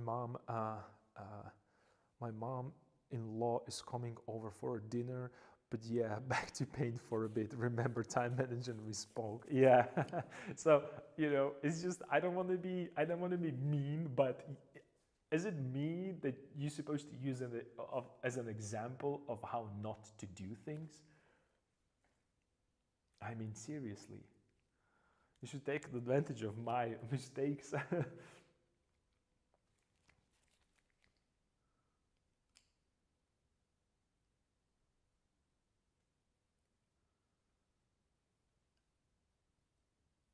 is like a little, I knew it.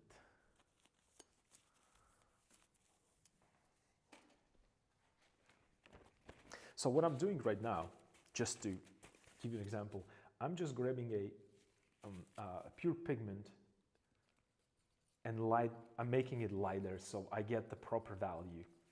And I'm going to use these as my, again, as a key. Okay, like look at this, like a subtle transition. Like this is almost, you can't even see like how it moved from red to kind of an orange, orangish greenish kind of a pigment, which is awesome. Maybe I can make this a little bigger. I mean the palette. Oops, not this.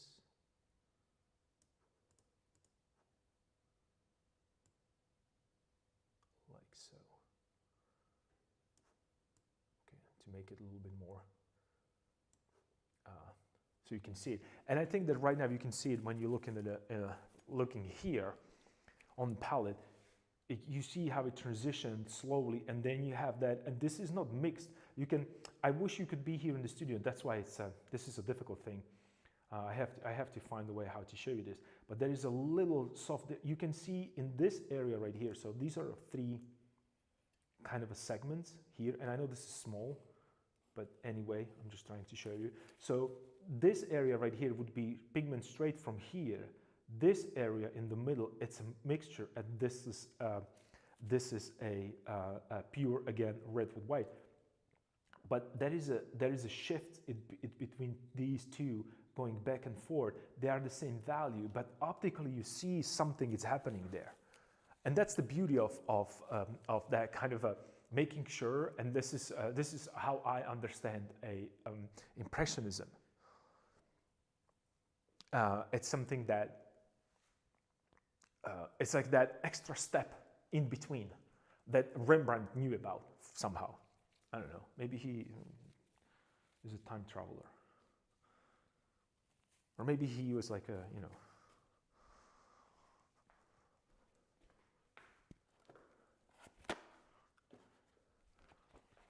It almost seemed like he saw Matrix, like he was like, okay, all right, well.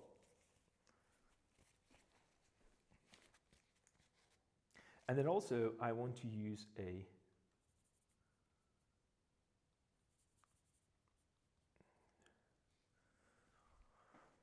little bit more, like a little I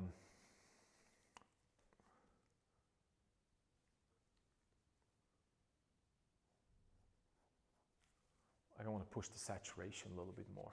And the reason why I want to push the saturation, because right now I'm working with a fewer values, or values closer to each other. So I want to play with a saturation or chroma, if you wish.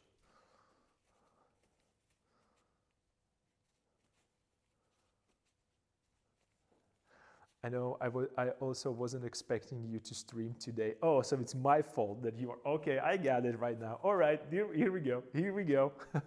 It's my fault now. So it's my fault when I'm not streaming, and it's my fault when I'm streaming. All right, good.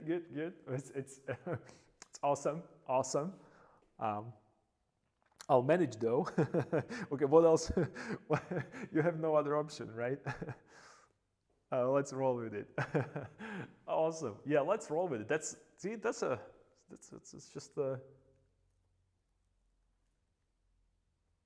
What's the another saying that life handed you lemons and you made a lemonade out of it.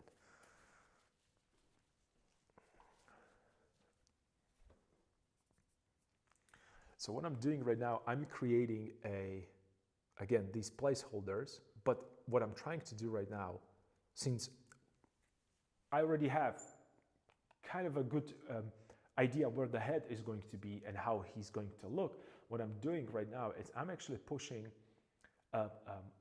saturation a little bit. So these placeholders that I already have there, I'm giving them a little bit more strength.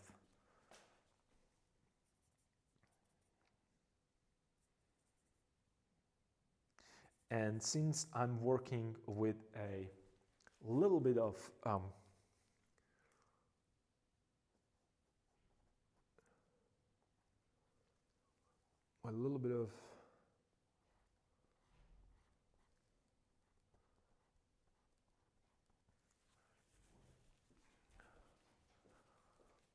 I'm working with a little bit of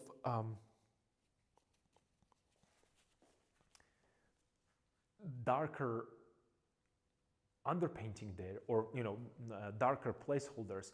The only thing that I need to do, I have to just punch the saturation, so I don't really have to work that hard on this.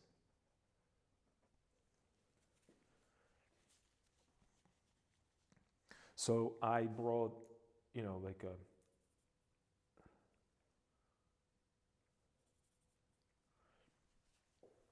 I introduced a pigment that is warmer.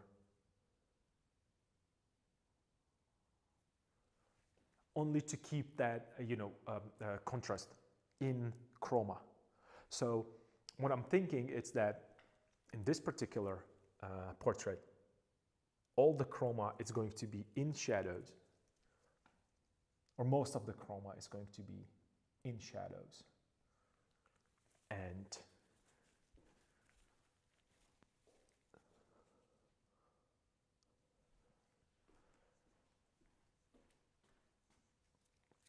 okay, this is a little too dark. Never mind, that's okay. Just a little bit. The eye is here. There's a little lighter value here. And I'm again adjusting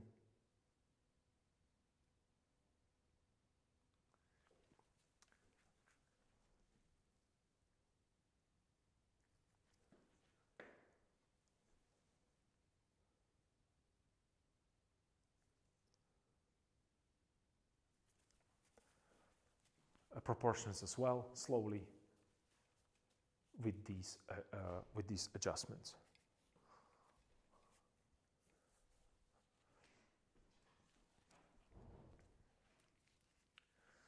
And it feels like this could go a little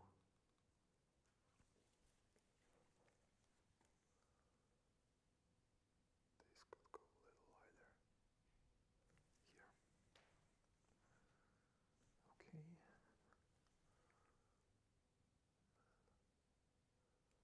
Transition here. That's a really, see, like that's a sharp transition, and it needs to be softer. Also, the area right here around the eye should be softer. Not only that, I actually, on this side here, I have a lot of texture, so I want to get rid of the texture. And the reason is because I don't want that to actually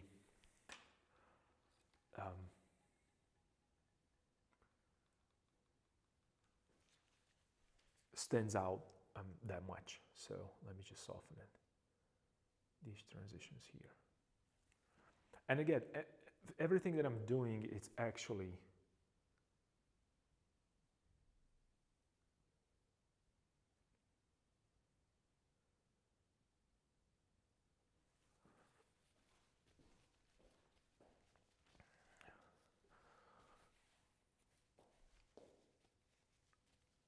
it's actually being not only, it's not only about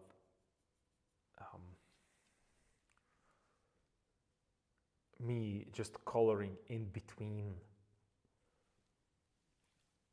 these lines, it's more about me adjusting it over and over and over and over again. To the point that I'm satisfied with the result. So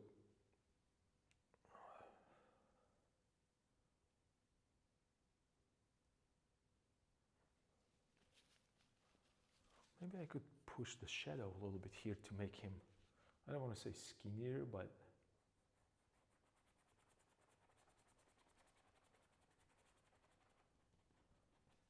trying to make the jaw a little more chiseled. And when I say chiseled, again, this is we're back into the kind of a design territory here, because I'm designing his face based on some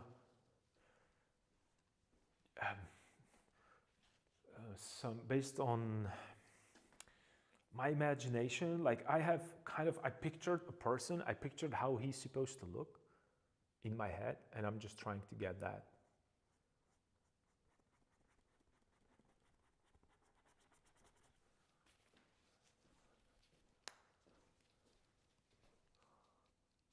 And also I'm helping myself with that Blender file that I created for myself.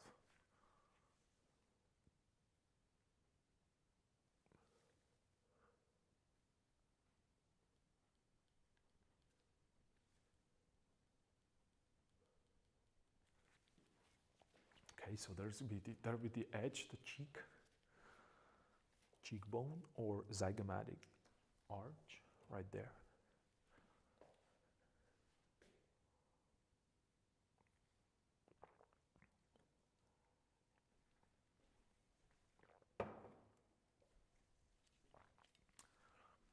Let's make the shadow underneath the nose a little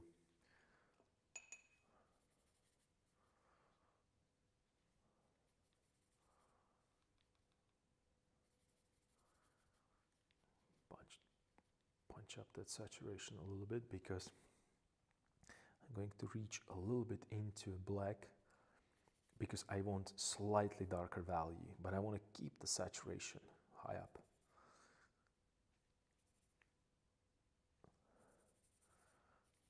Because the moment you add or introduce black into it, it's going to turn towards green. And I don't want it to go into a green, I just want it to go dark. Yep. Okay, cool. Softening it here.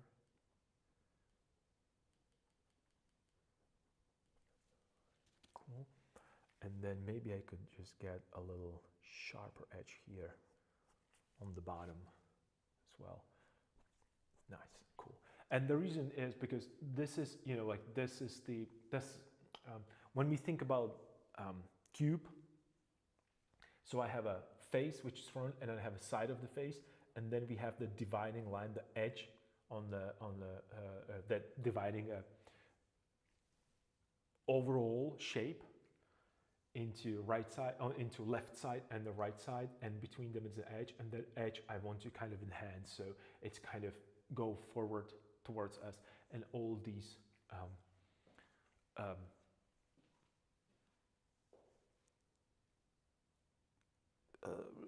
silhouette on the both sides, it's kind of going to disappear, and then I'm going to enhance maybe a little bit of an ear to show that the ear it's front of his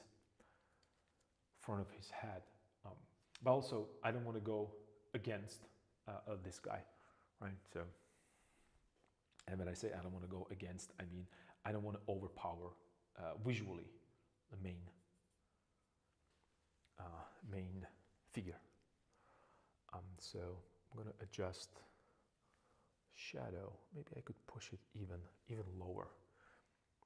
Yeah, perhaps, because pushing a shadow a little lower gives me feeling of nose being a little bigger. And because you can widen the nose to make it look bigger, but you can, you know, create a cast shadow or drop shadow underneath, and the bigger the cast shadow, it means that the bigger the object that it's casting it, right? So it's kind of a logic behind that. Me adjusting that.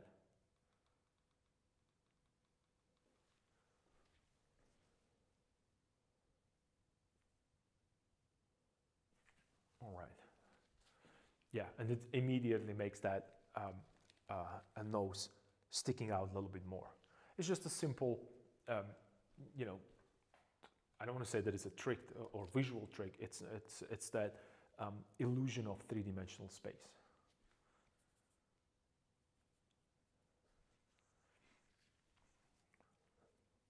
But be careful with this, because if you are, you know, changing something that is, I don't want to say specific, but if you work from life, you shouldn't change these things unless you're absolutely 100% positive that it has to be changed because of a composition, because of, I don't know, it just doesn't give you the character of that person that you're looking for. So then when you probably, that's the first.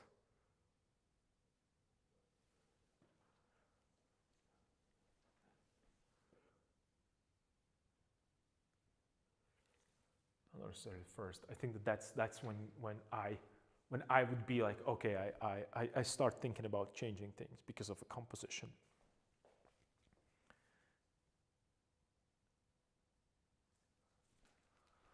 Okay. let's maybe create mouth as well. So this is the shadow right here, soft.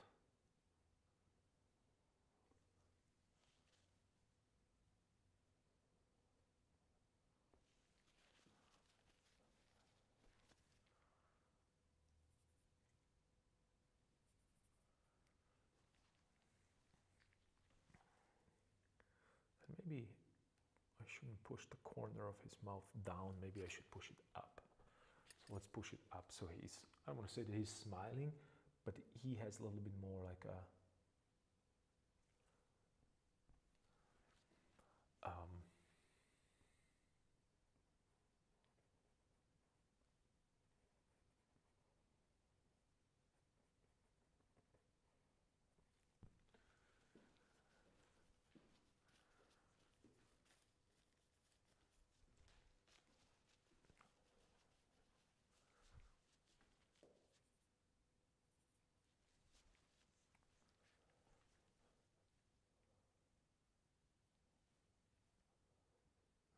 and there, here we're going to have a cast shadow from underneath,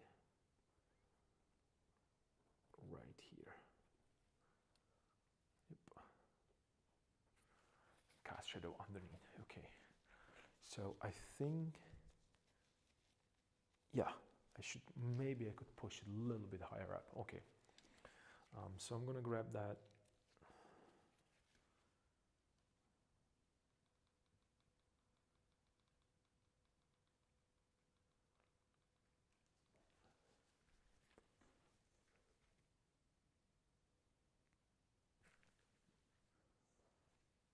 Maybe a little darker. So let's make it.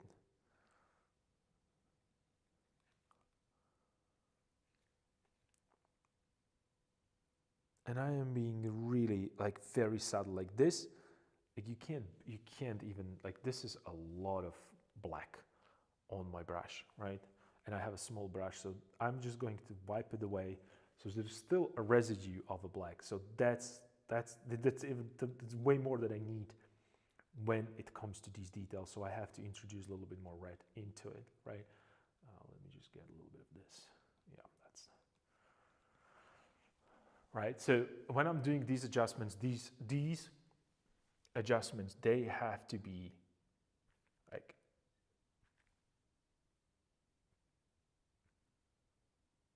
really, really small, really small. Yeah, I have to push it a little higher up. Maybe I don't have to push it higher up. Maybe I'll just, okay, maybe I'll just raise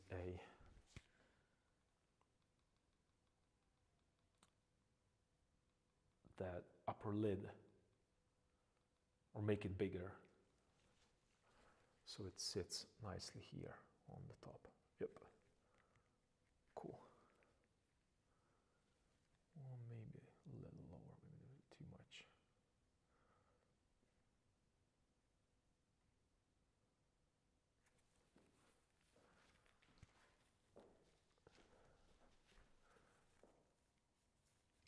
Okay.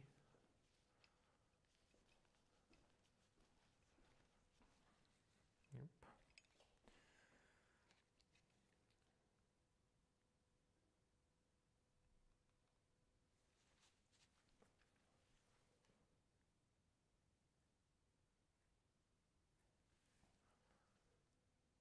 Here.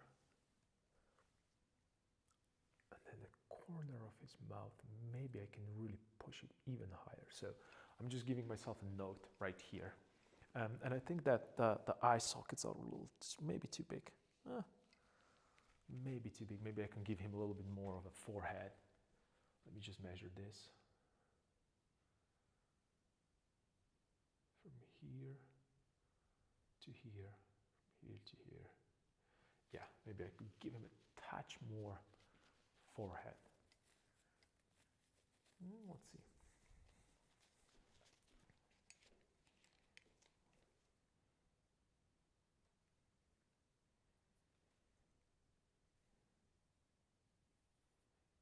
See, way too much black. So I'm going to wipe my brush clean because I don't want that much black there. And since I'm working with the details, I don't want to pollute my, not to pollute, I want my paint being clean. So just a touch. Yep. Maybe just a little bit of red to offset that.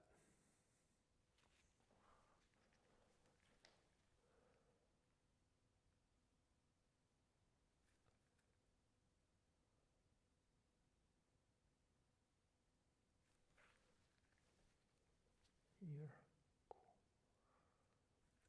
And I'm painting right now wet into wet, right? So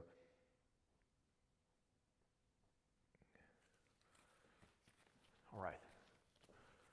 So I'm moving mouth a little bit. Nice. Maybe a little bit more. Let me just.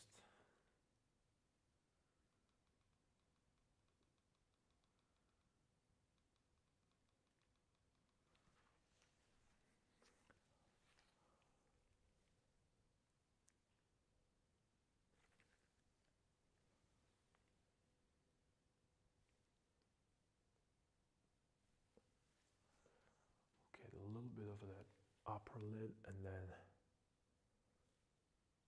the eye should maybe end somewhere here. Okay, so it doesn't look that big because the shape, yeah, way better. Cool. So I can push right now corner of his mouth a little bit more and create kind of a that beautiful kind of a,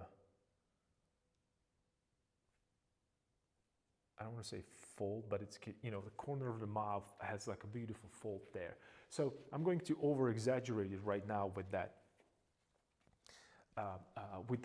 like just a dot right there. And you can see like I placed it imperceivable small dot right here, and you could see me just immediately going back all the way to a all, you know, as far as I can go into my studio, because I want to see that portrait from a distance. I really wish I have two sets of eyes and hands so I can interact and paint at the same time. You're all good. You know, this is not, I want you to paint. So, you know, if people are just going to watch and enjoy their own paintings and paint alongside, that's awesome. So don't even worry about that. Don't stress about it. It's all good. So let me adjust that shadow underneath. And these are all kind of soft transitions, right? I don't have any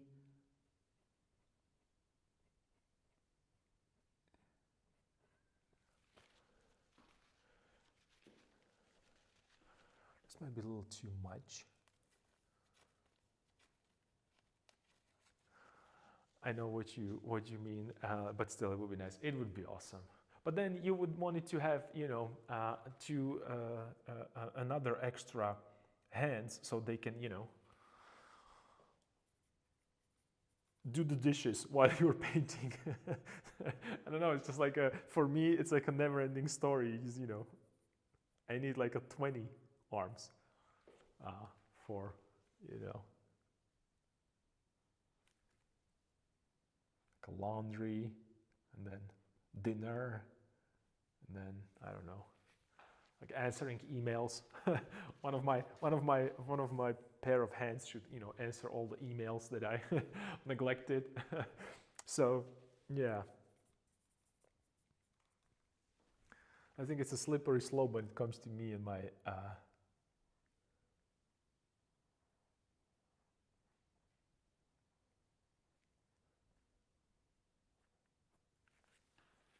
all right, so it's exaggerated, perfect. so I can see it from a distance, and I can ask myself a question like, do I need to push it? Yeah, this could be shorter. There's no reason it couldn't be shorter, this cast shadow. See, for instance, because I was, not that I was missing a chin, but the fact that the cast shadow was that big, it was kind of pushing a chin. Was making a chin smaller, and mouth were kind of popping out. That means, like, you know, it was almost like a famous duck face that Instagram models used to.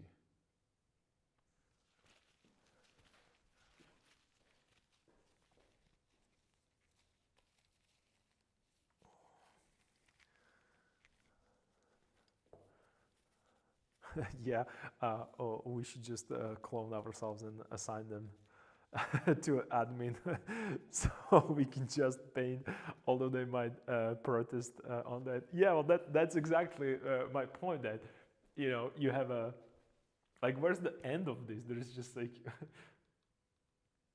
my clones are going to rebel against me because they also want to paint. I don't think that there's ever going to be an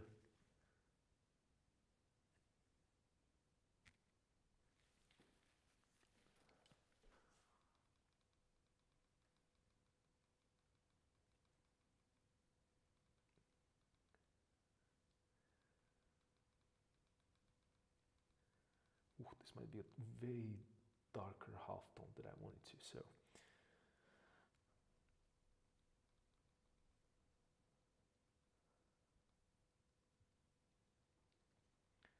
let's remix it.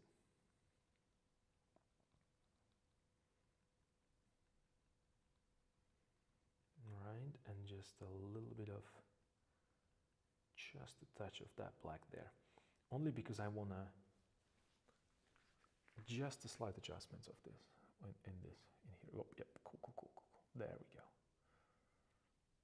Mouth, the softness here, underneath here.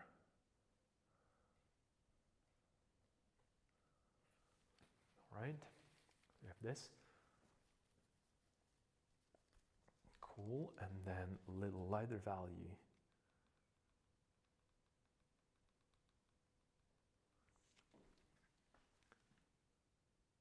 Right here, that's what I need. That, yep, that's where it's supposed to be.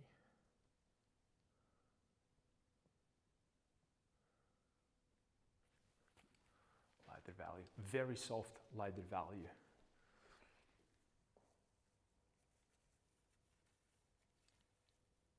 I guess we're doomed. Yeah, exactly.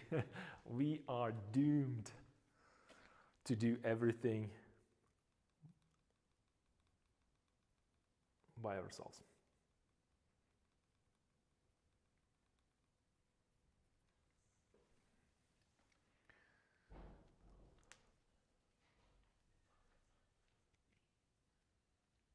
Okay, so this is, maybe this is too much. Maybe the nose is right now too big. Okay, so let's do these adjustments here.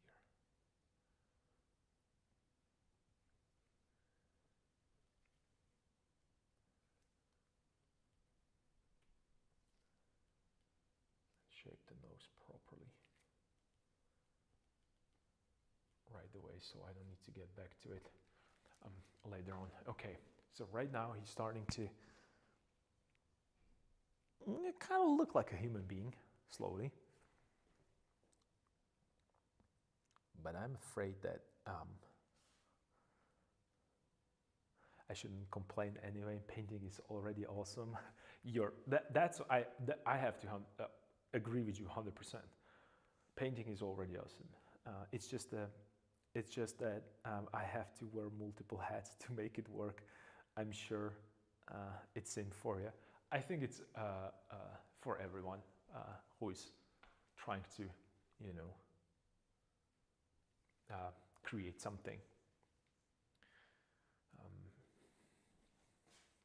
So I think that we're all being affected by this. And you know, a good example is me not being able to stream for about 2 weeks. Then I 2 days I streamed, and then another 2 weeks I had to, you know, disappear. And I didn't want it to. It's just it was no way that I would be able to.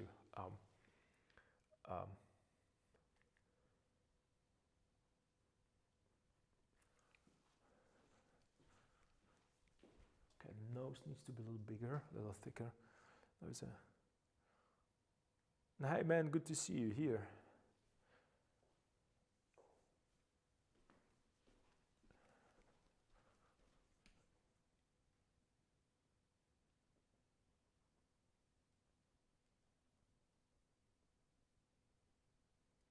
Okay, so this, and I should probably push for a little bit more like a more vibrant pigment. So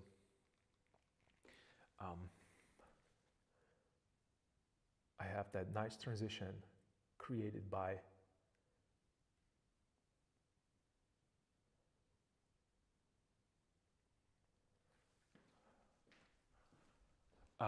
saturation rather than just a volume, rather than just tone. I'm sorry.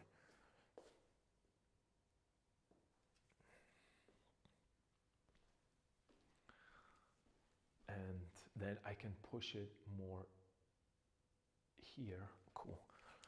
So this could go a little darker right here.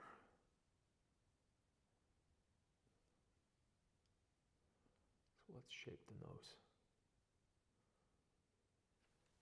from outside. Okay, and then I can cut into that, into this a little bit more. That will be cool.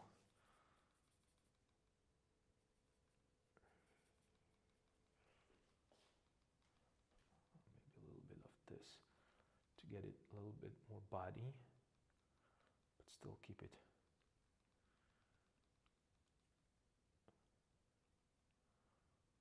nice and transparent.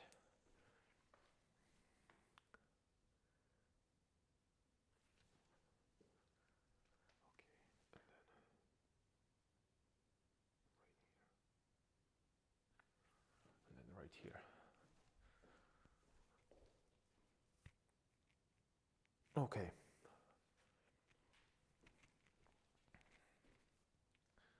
So this is a nostril right here. So that's one I don't like, that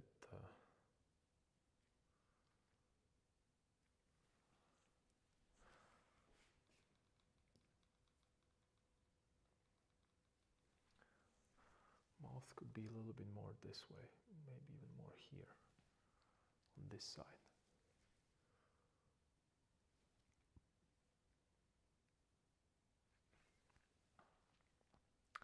Maybe a little too much. Let's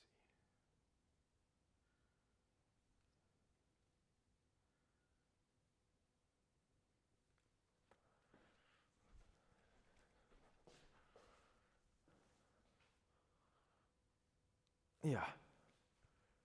All right, this looks better. I have a problem with the eye right now, but that's okay. It's just a small adjustment. It's not that big of a deal. So we're good there.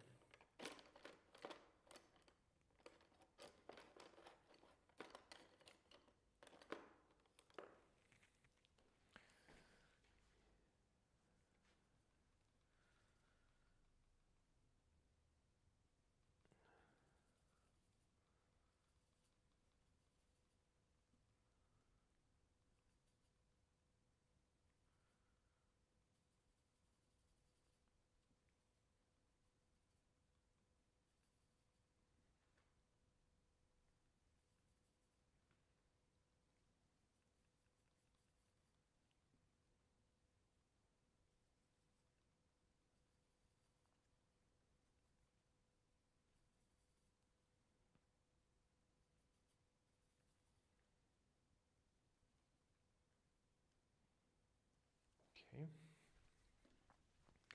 So let's work on that a little bit.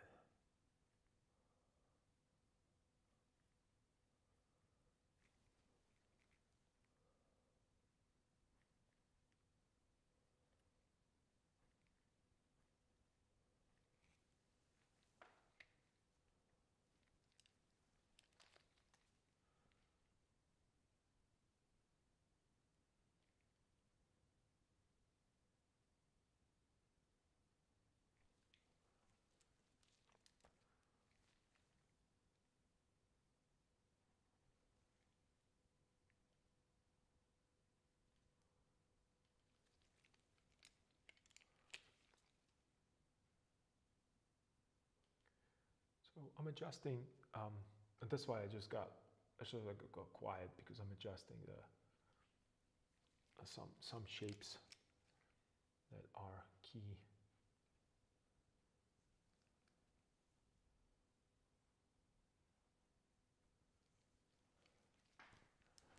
I need to see it from a distance. Like his eyes are way too big right now, but that's okay. I just need to see if they're in the right position. So that's why I over exaggerate them. And as I start to shaping them a little better, they're gonna slowly fall into place, hopefully. Or at least that's the plan.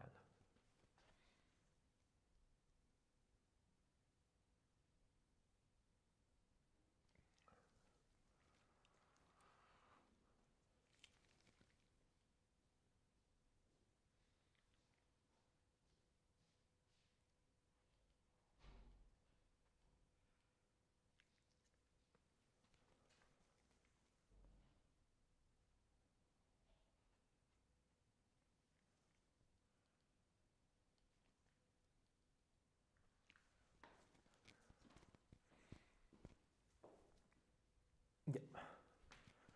Yep. So he's looking towards this direction. Remember, that was the idea of him looking towards us. So I'm trying to keep that.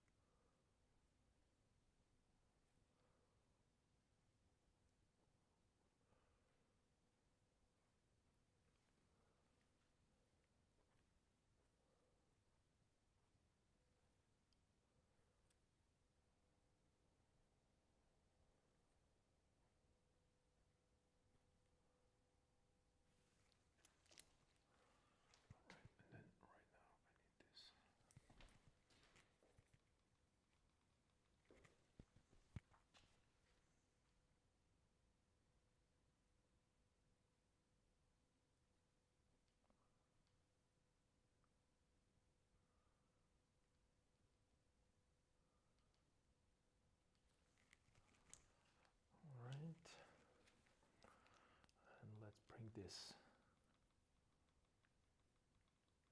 to our attention with a little bit more of a saturation. That's I'm working with a mouth right now.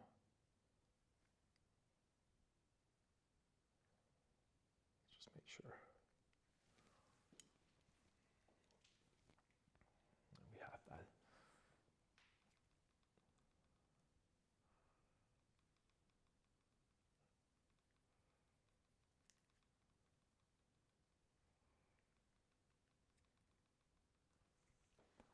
And this is a, oops, upper part.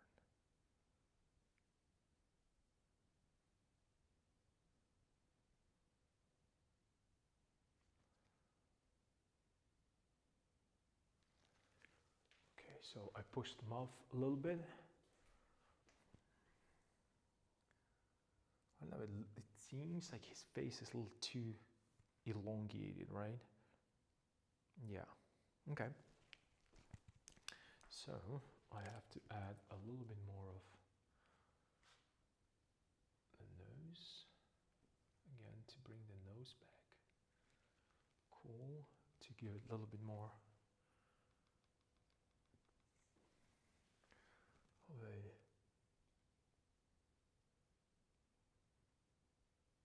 shape, just a touch. Cool. And then a little bit of this right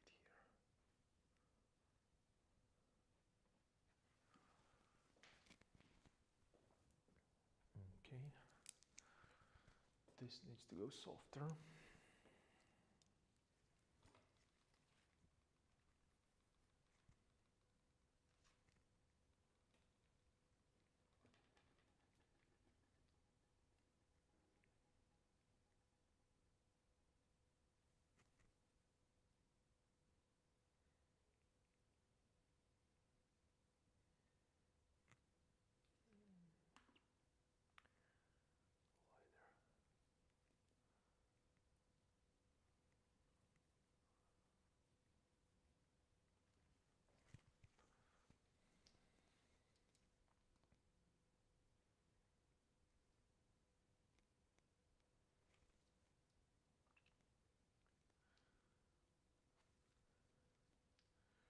Here and here.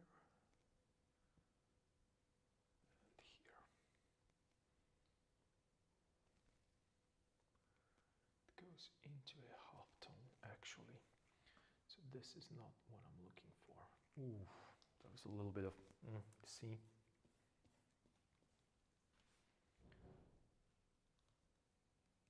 Like a little surprise there.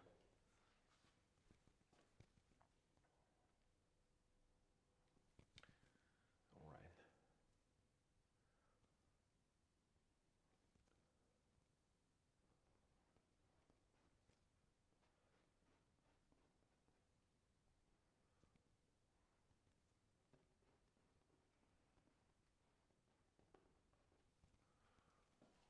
I'm going to soften this a little bit. And the reason why I'm just changing this is because I want to give him a little bit of that.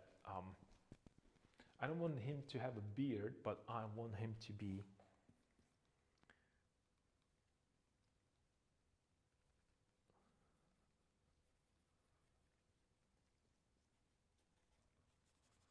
see like how much is that, you know, like how much of that black is in the brush. So I have to wipe it off completely and clean it. So that's why I'm saying that you have to be careful with these slight adjustments, and especially when it comes to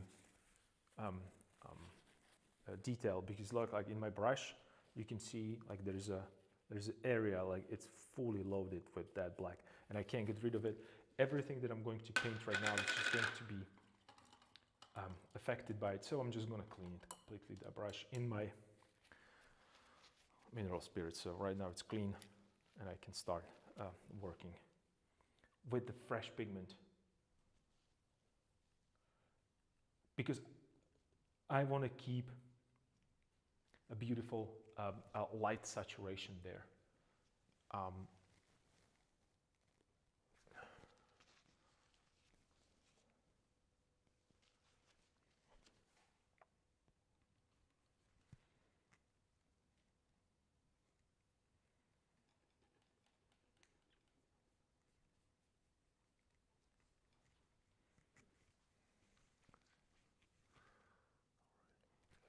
Let's go.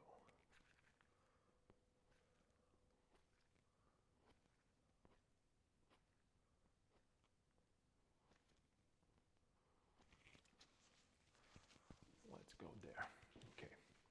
The mouth needs to be adjusted immediately because it just kind of bothers me right now a lot. I don't have enough space here. So this needs to go this way. Cool. And up here.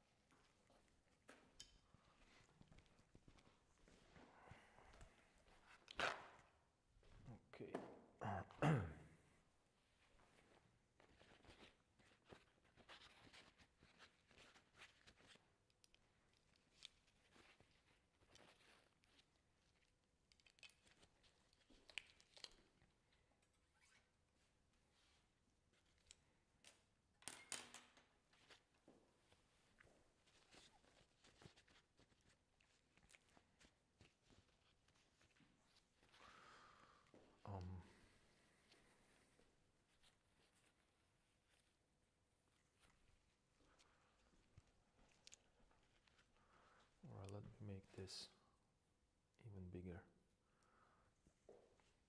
here on this side. And then it just goes into that. Okay.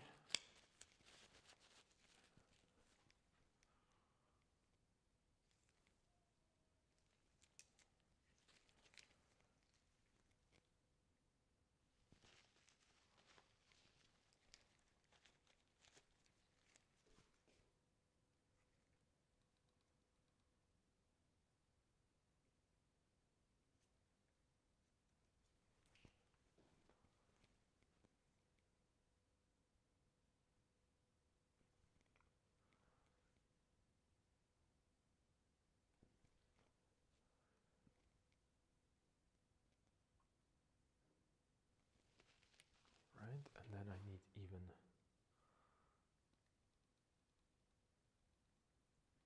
wider value here, because this is going to be that edge that I'm looking for right here. Cool, perfect. This is that soft transition here. Let's go up. It goes up into his forehead. Okay, the slow transition.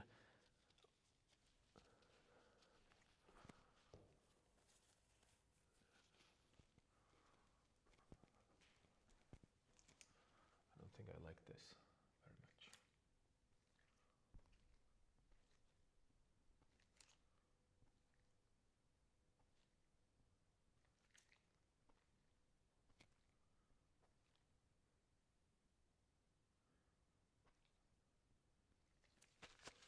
Softer values here.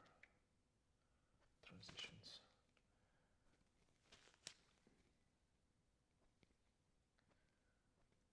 Okay.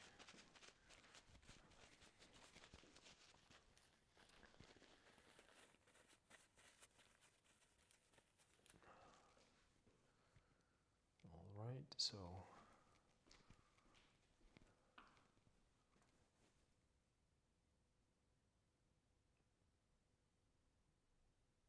maybe this could go higher. Maybe I could put a corner of his mouth a little higher.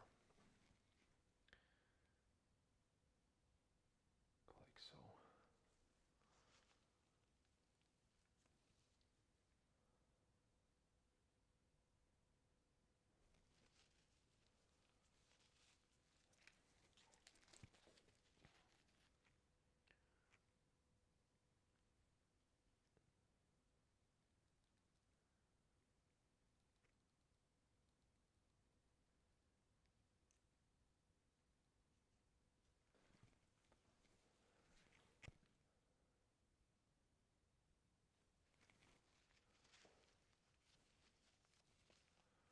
Okay, this is this, and then I need a punch-up saturation here, just to see what is happening. Okay, this way, this way, this way, like so, right here. Let's push it a little bit more to make the mouth bigger and a little bit more saturated. Okay, yeah, this one, right now it looks strange, that's okay. Yeah, but the portrait, yeah, it's slowly falling into place where I want it to be.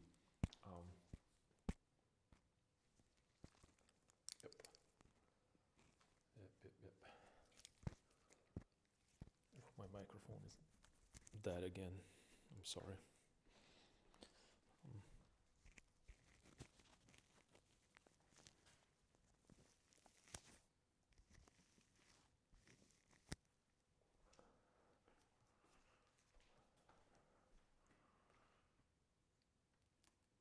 I'm readjusting my microphone. Just give me a second.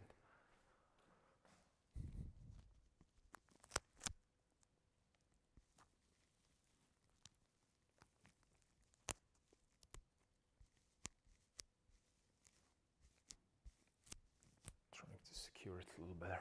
Cool. Okay, so you have this, this, and that. I need to. This causes me a lot of issues. This darker value that there. It's just I need a softer transition. This, like eyebrow, needs to be softer. So let me just introduce that.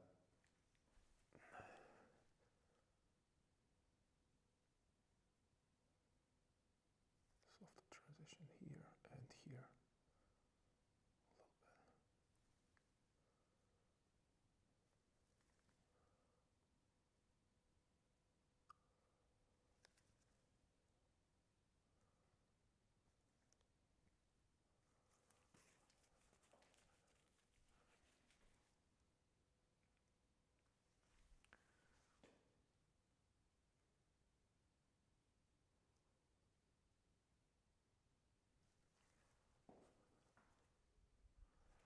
Soft value. And I know that it goes this way, so let's just introduce this direction for that. Okay, cool. Yeah, I'm just maybe if I widened this jaw with a reflected light a little bit. Oh, okay. All right, now we're talking. So what I'm going to do, I'm going to hit it with a little bit of reflected light right here.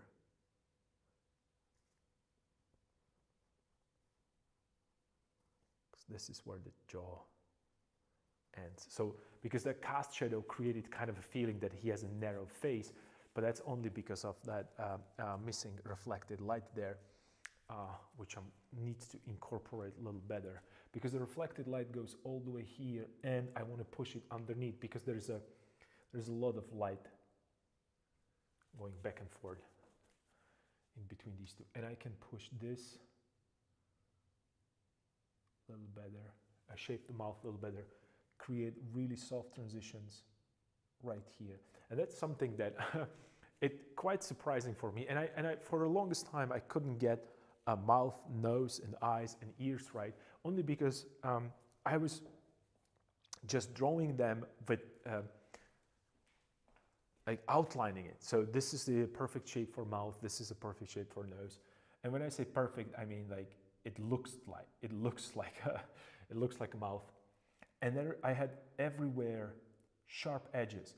Be careful with the sharp edges, because sharp edges are just they're breaking that atmospheric perspective, and especially when you work with portraits. Mouth, eyes, and nose, all these transitions are very, very soft. And we are doing this, I think of everything being soft because Rembrandt thought of it. I mean, it looks like it's like so much detail into an eye, but when you see Rembrandt's painting in real life, and like I said, I know this only because my own experience, not that I know that, I believe this because of my own experience from copying Rembrandt from life. And I was like really close. I could examine it. We discuss with other masters in the museum about like certain transitions and why they're there. And I could beautifully observe like everything is soft. It's just the softness and the transitions between soft and these soft transitions from a distance looks like really detailed, but when you get close to it, it's really everything is soft, and there are maybe like Rembrandt chose, or like I don't even know how to properly describe, but there is I mean there is nothing particularly like with the sharp edge. There's nothing that has a sharp edge. It's just a distribution of the values, and thinking about the values, it's creating such a beautiful, believable, not only transitions, but the shapes are there and they work beautifully together as a unit.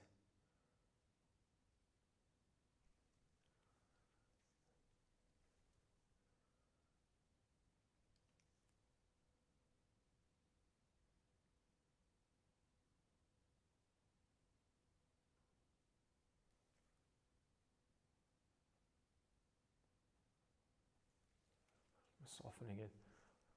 So everything is soft there, eyes, mouth, nose. And I'm keeping them soft because they have to be. This is the center of my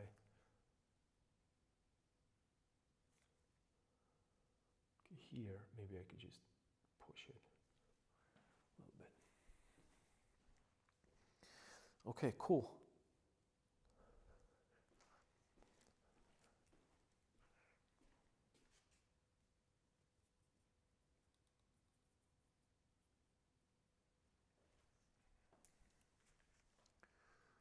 This is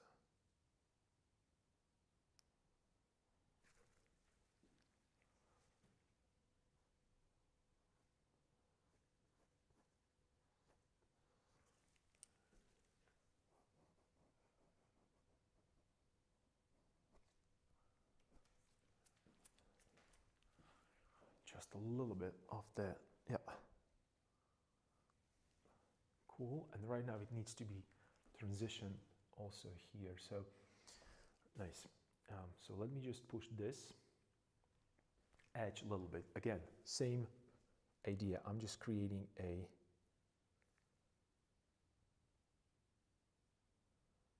beautiful soft transitions here.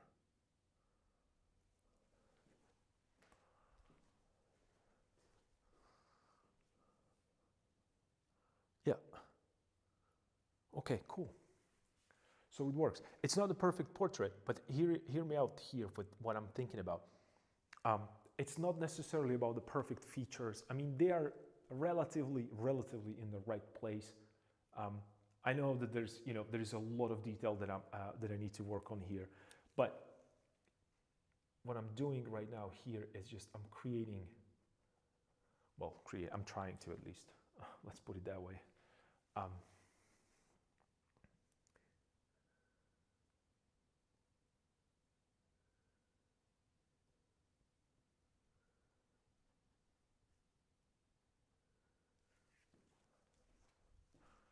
Okay, a little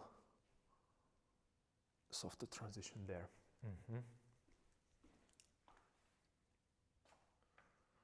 And then I need to go in, cut it this way. Okay, and right now I need also background.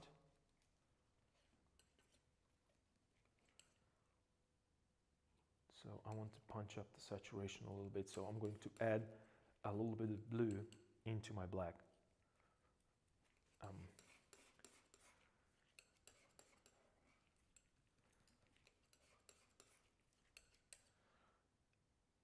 And then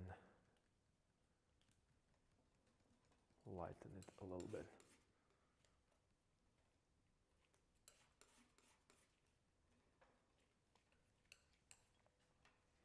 Let me see if this is a. I think it can work. And I'm gonna go with my soft brush. I'm gonna load it with the pigment. Let's see. And what I'm doing right now, I need to adjust a portrait, but I need to adjust it from outside, right? So imagine that I'm holding this brush right here with the value of a background. And think of that as an eraser. So I'm gonna erase, I'm gonna cut into my portrait from outside to change the shape. Because if I want to adjust this outside edge, I would have to expand and that would widen this. So instead of expanding, I need to bring the cheek a little more in, and especially in this area of the eye, because his eyebrow is protruding forward this way. And I have a nice kind of a break in planes. And also I see a lot of occlusion light right here, which is really dark. So that's where the detail is going to be. But I have to, because this is symmetrical, I have to think of the other side as well. So when you And this is a good practice for all of you who just, starting to paint, or you're interested in painting or anatomy in general. Eyes are symmetrical, or we think about them as asymmetrical. They aren't, but we think about them that way. Very rarely they are. I don't think that actually, I don't want to say that it's not possible, but very rarely they are. So when you think about your anatomy, and especially with things like eyes, that they are set in the skull, it means in the eye sockets, they're not movable. It's not like arms. Arms are also pair organ, but they can work individually.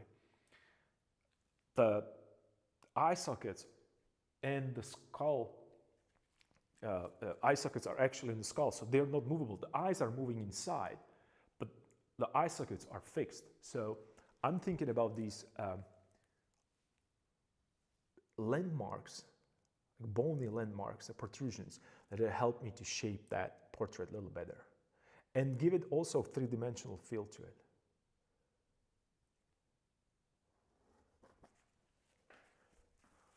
I might have a little too much.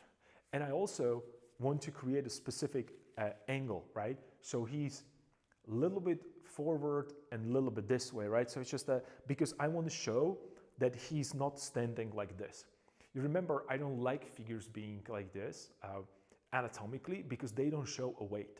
So by understanding the fact that walking, it's actually control falling, because what I do, I move forward, and automatically, no matter what, automatically you can feel at the moment that at some point your leg has to go forward. I'm trying to create a similar illusion here of a movement by him feeling that he's falling, right? So when you are thinking about anatomy, and I was talking about anatomy a lot in these streams, that the anatomy for me, it's how body reacts to a environment, and especially to gravity. That's a very important part. So if I offset him this way, automatically he's going to be in a diagonal. And remember, diagonals always create the movements in the static pictures, but also you're going to feel like he's kind of peeking out. And right now, it's just the moment of, is he just peeking and looking, or is he just trying to make a move and go forward? So that's what will give a little edge for your own designs, and a kind of a feeling of movement in your painting and in your figures. It's not necessarily that you are anatomically correct. The key to create a figures that are moving, and the good example is like all the beautiful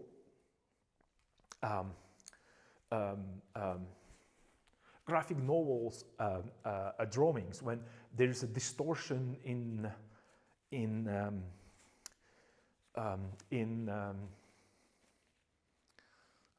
the physiques, not the physiques. There's a distortion. They're not really concerned with a specific anatomy. I mean, they start with the perfect anatomy. That's why I start with the symmetry in the eyes. But if you want to really get to a specific like this is that person, you have to start adjusting these things. And same goes for a movement. Right now, I want to create movement. There's no problem for you, if you are a skilled painter, there's no problem to create and paint the portrait. Rembrandt was creating I don't even know how to describe it, but he captured the movement and the thought in the eyes, right? There's a very famous that first painting with person that it's holding a leather in the hand. I would like to list it, but I have my hands dirty. But if you look in the Rembrandt, there is this particular painting that there's a person that is holding holding a paper, not paper. It's a paper, but it's more like a letter from someone, or like a document of some sorts. I've never been seen before, And it kind of felt like that person, it's in a thought or in the action. So you opened the door and you saw him, standing there just, oh, hey, I'm just finishing a work. So it was a little bit more convincing in terms of, oh, this could be actually a real person. So it's like that active element to anatomy. And same, I'm trying to do the same. I'm trying to make him a little bit more active by kind of leaning him towards setting him off balance. Not a lot. It's just I'm talking about millimeters, because when you, as always, guys, that this is something that I always have with me. It's that it's a tool that has been around for ages, and it's something that's called plumb line, and it shows you straight line from top to bottom. So I'm looking at the pit of his neck, and that's the part right here. So that's somewhere here would be a pit of his neck, around this area. If I drop the straight line all the way down with the perfect symmetry, and if person would stand like this, let me just move so you can see me. If I'm standing right here, like pit of the neck is exactly underneath or between, like in between my feet right now. So that would be a perfect balance. Like if someone's standing like this is extremely uncomfortable pose to draw, because it has no movement to it. But the moment that you have that person is still standing straight, but you offset him just a little bit, immediately that the viewer sense that. So I'm taking my plumb line and I'm just checking that straight line from the pit of the neck all the way down. And instead of being exactly where the heel is, right here, I move it, it's like a centimeter, maybe inch outside. So you don't see it here, but when you're looking on the painting as a whole, you can tell that he's leaning more towards that way. That's cool. I want that because I want him to be in action moving. Because that helps my composition. Well, you remember I talked about this force pushing this way. So if this whole thing pushing this way, he's at the end of that diagonal, that push. So I want to show that it's pressing on him, it's leaning outside. Whereas these two figures, they already changed the direction, right? They already adjusted the course of action for their movement, so they're going this way. So this whole mess, it's not pushing on them, right? And this is abstract concept compositionally, but they're pushing on him, so I'm kind of creating that angle there, which serves multiple purposes. It serves not only one purpose, but multiple purposes: compositional, visual, also giving it a little bit more action and strength, or believability rather. So yeah, I'm way more satisfied with this setup than before, because the figures starting to fall into their place compositionally, but also starting to fall into their roles in the painting, right? And most of the main idea is the motion. So they're walking, they're going towards something. And it was very difficult for me to create it in that figure there. So we got it, and I'm so happy about that. So it was worth it. I repainted the whole portrait, and I also moved the head a little bit. I also changed, just like you can see, it's adjusted, again, a centimeter, little. It's not a big adjustment when you think about the 195. It's enormous adjustments when you think about a composition, for me specifically. So yeah,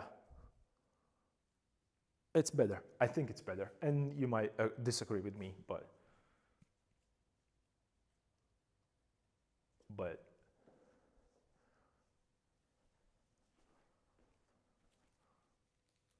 here's the thing: if you disagree with me, and you should, not necessarily, I don't want you to prove me wrong, but try it with your painting, whether it works or not. and let's see what you think afterwards. Or if you already did it, I would like to see it, and I would like to actually hear your experience with that. Or what kind of experience do you have, since this is again discourse, creative discourse. Let's saturate this a little bit, because I was again talking a little too much, unnecessary, philosophically, right? So you should, guys, stop me when I start go into these tangents about philosophy. I was told that I'm being too philosophical in day-to-day life, and it's just annoying, so I should stop.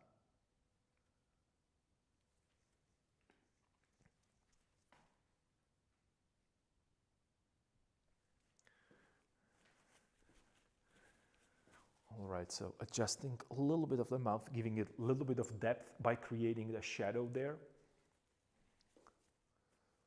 Even more, I think, because right now it's just I did not apply the pigment correctly.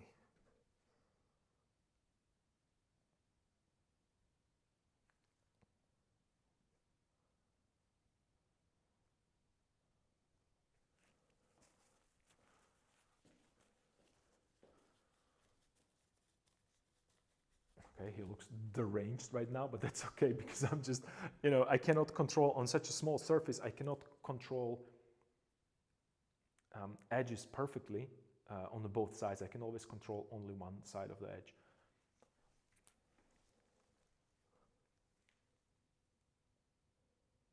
So let's cut in here, and let's move this a little bit higher up. Cut into this, even make it lighter here. We don't need to have we don't need to see a transition there. Cool. Awesome. I mean, it's not like a really good painting, but it's doing what I wanted to do. And then maybe I could push this a little bit more here. What do you think? I give him a little bit more of a cheek, because I have a cheek on the one side, so let's just maybe push it here a little bit. Slightly darker value. So this way, and I can cut it here a little bit, just a touch, right? And I'm cutting it only from the one side, and I'm just leaving it like I'm leaving it right there, and I can see that it's a little too harsh, so I'm just going to soften it with the finger. Nice. Cool. And that created kind of invisible, very, very soft transition. You have no idea what I did there. And I understand that, but because it's such a delicate adjustment, but I can see it with my eyes, because it's because our eyes works way better than any camera yet invented or created or built or sold.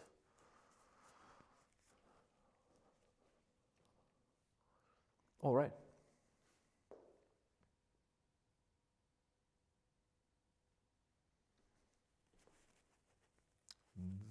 Cool.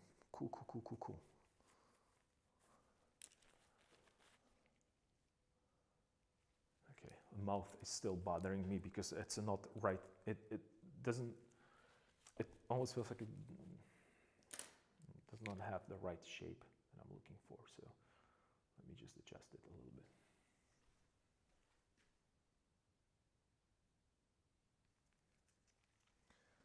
This is the center. When I say center of the mouth, how is it called? That is this a septum? No, septum. What's the name of that? I think it's septum. Well, correct me, please, because I don't remember all these anatomical landmarks by name. Which, again, I talked about this previously. That both of my anatomy teachers. They must be like crazy angry with me.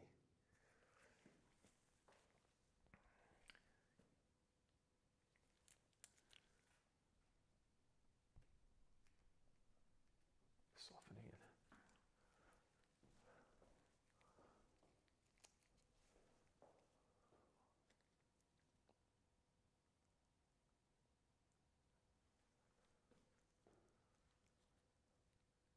Yeah, cool.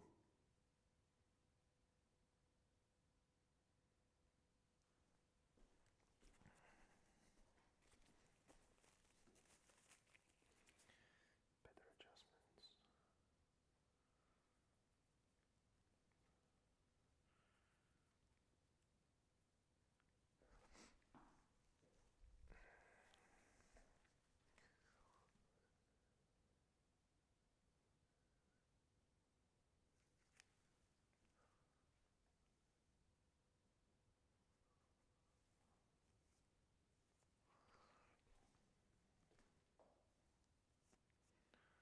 Again, I have to be careful. I have to have a clean brush because I'm working wet into wet. And I know that there is a, different ways how to approach painting wet into wet. For me, keeping my brushes clean,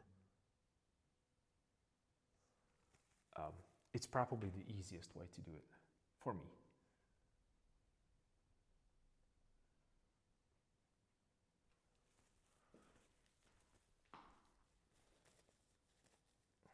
Okay.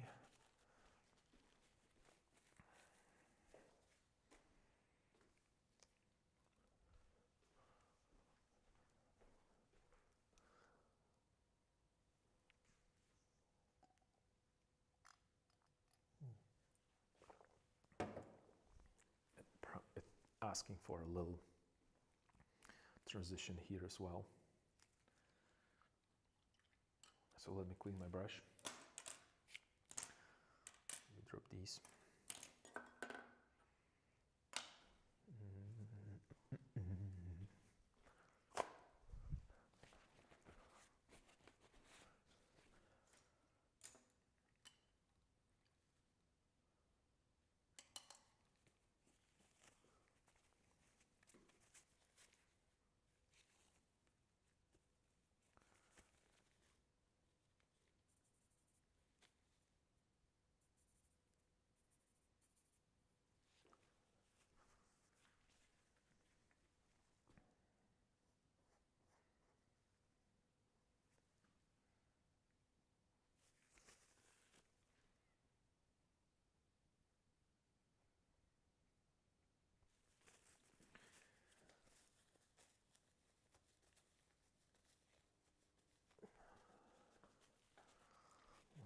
And then I can maybe push this little, even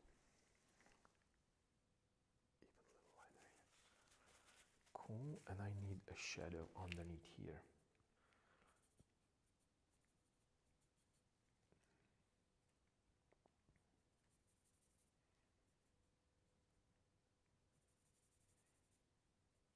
Darker valley, slightly darker valley.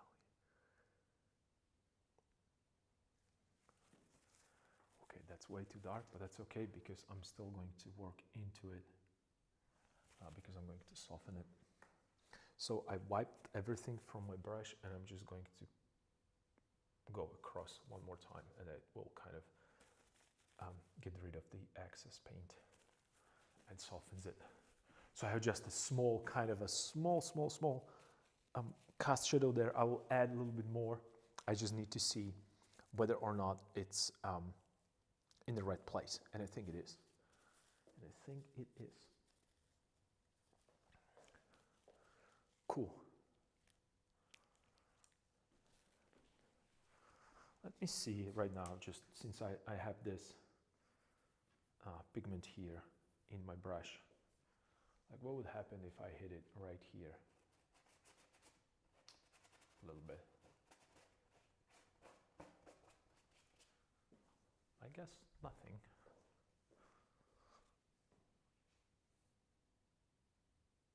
Yeah, it's all good.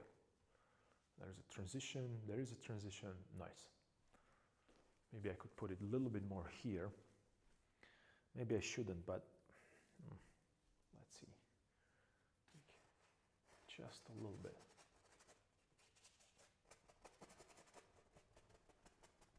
Oops.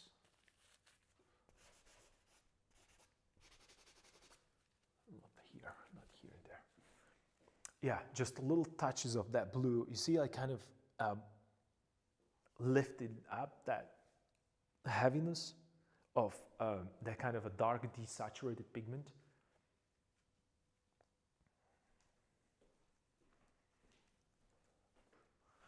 Maybe touch.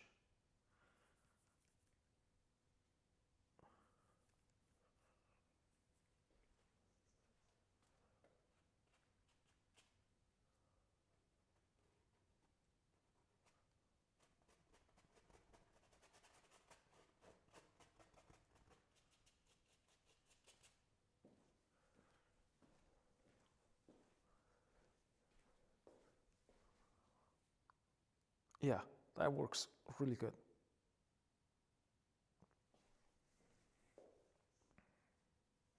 Yeah, and I'll show you like how big of a difference here and here is. Just to give you a mix more of a pigment, right? So this is the difference.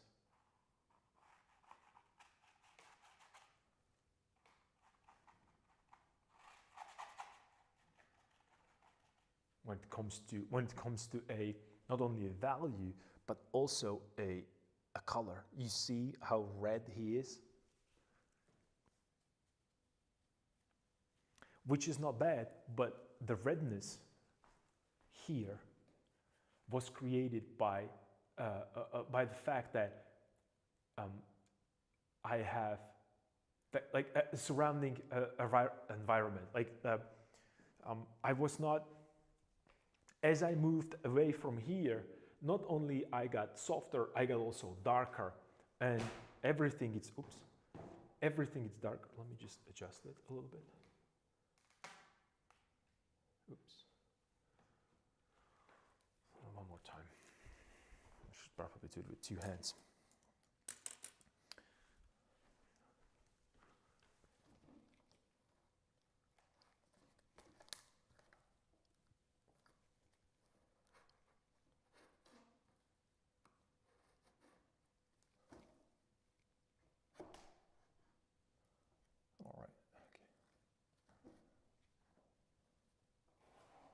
Oops. This is the reason why I hate these. Okay.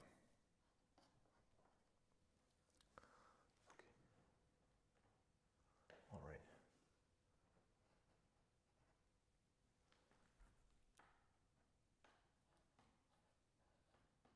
Never mind. It's okay. It's holding. So the fact coming back to what I was saying is that I'm looking at that painting, and right now the important part is that I have a reference here and I see this. So all this could go way lighter, way lighter.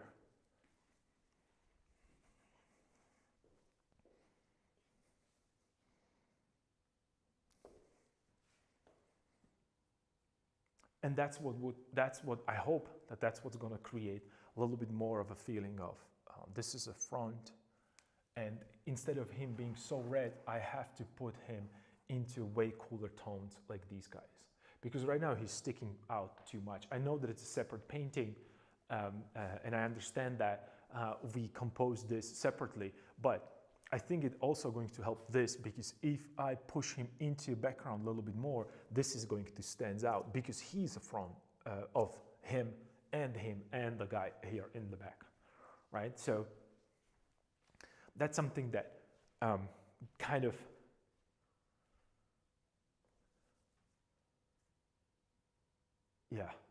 absolutely, 100%. Let me go even further. Let me push it together. Let And mix more of this.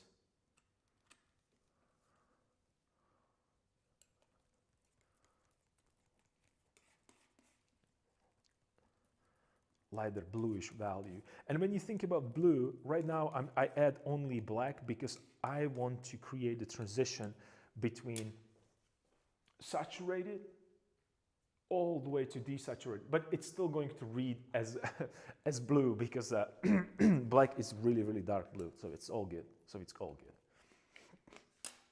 And since you remember, I talked about I have a warm, and then I'm working with cool, and I'm going to go again with the warm, and then the cool, and warm, and cool, and warm, and cool. So I create that depth of a painting. And you can also see, I forgot to mention that I pushed this guy all the way back, even more. You can barely see him. And you can see he's blue, and this guy is warm. So this needs to go, this is blue, this is warm, like he is. So if this is the warmest, this is the coolest, he has to be somewhere in between, neutral. When we think about that, you know, you remember I talked about Bruegel and his landscapes. So I'm using Bruegel's landscape logic in my portraits, if that makes sense, right? Because I am moving in the depth, in that z-axis, right? So I don't have to invent new things. I can just understand what he's doing with landscapes, and why wouldn't I apply it into portraits? Well, you shouldn't. It's difficult to think that way.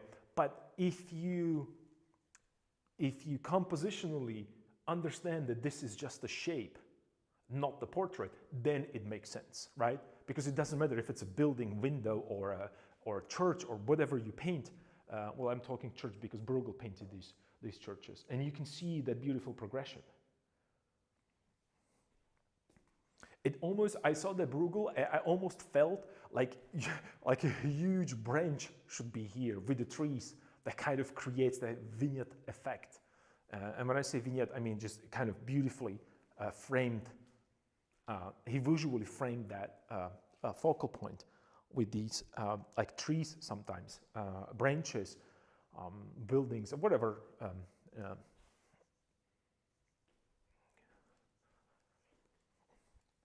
You can fill the blank, whatever you want to, and that's that creative, you know, searching for these creative solutions to problems. So, right, check this out, and then you see this, and I know this is difficult to not necessarily describe, but overcome, because I painted something here and I kind of like it. It kind of fits, and it has a nice kind of a, you know, like that kind of a brash, a fresh randomness to it, but it just doesn't fit. So what am I supposed to do right now? Well,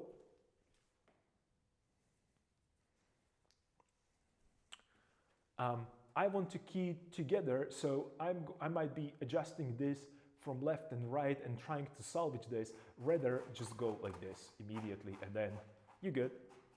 You know, he has to fix it. There's no way back. Ta-da!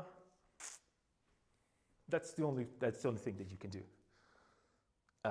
And right now, there is no way not fixing it. It just can't stay like that. I mean, it's weird. I mean, I know I shouldn't do this, but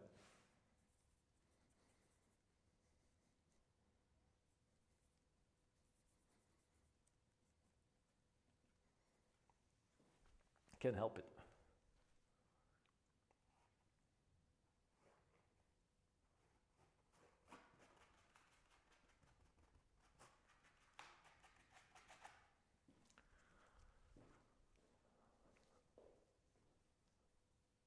All right, cool.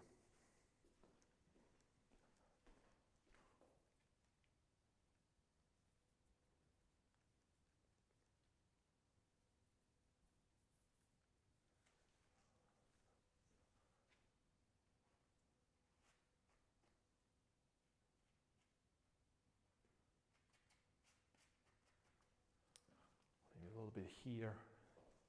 And I'm just playing with that abstract shape right now on the top because, you know, I keep this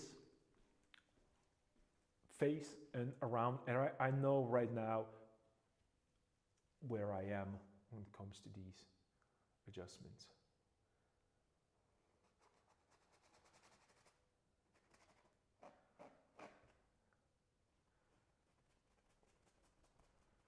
Maybe bring a little bit more attention to these guys, just to bring like this abstract painting on the top in the sky as well as I did with the grass. Yeah, I think this is getting. I think I'm in the right direction, even though I always say this that yeah, right now I'm on the right direction. Well, let's see.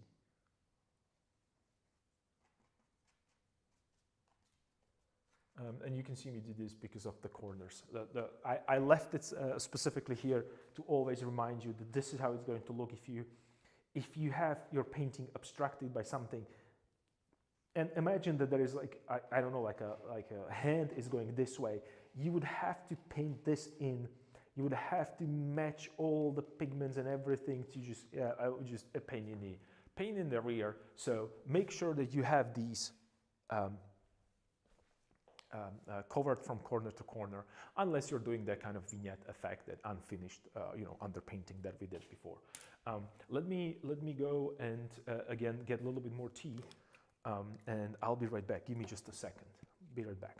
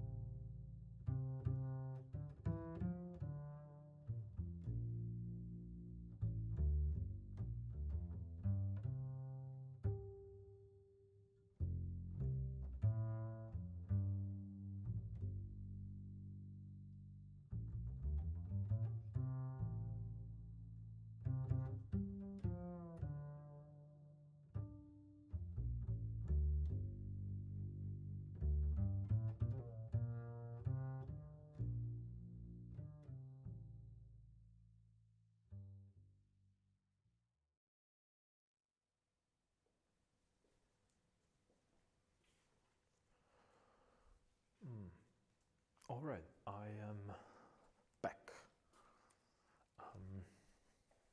So, what was I talking about? Probably some random stuff that doesn't even make sense, right?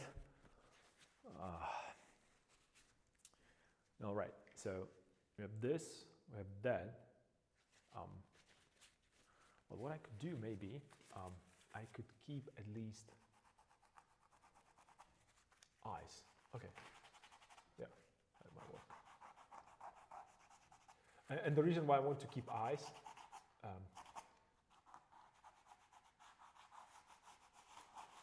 is because I like the position and I want to use them as a placeholder. So I'm just going to clean up a little bit. So I at least see that. Okay, cool. Yeah. All right. The problem solved when it comes to being annoyed by that portrait. So he's in the back. These guys are in the back. Maybe I could push this a little bit, make this a little lighter. Yep, let's see. I'd like to push that a little lighter. Let me see.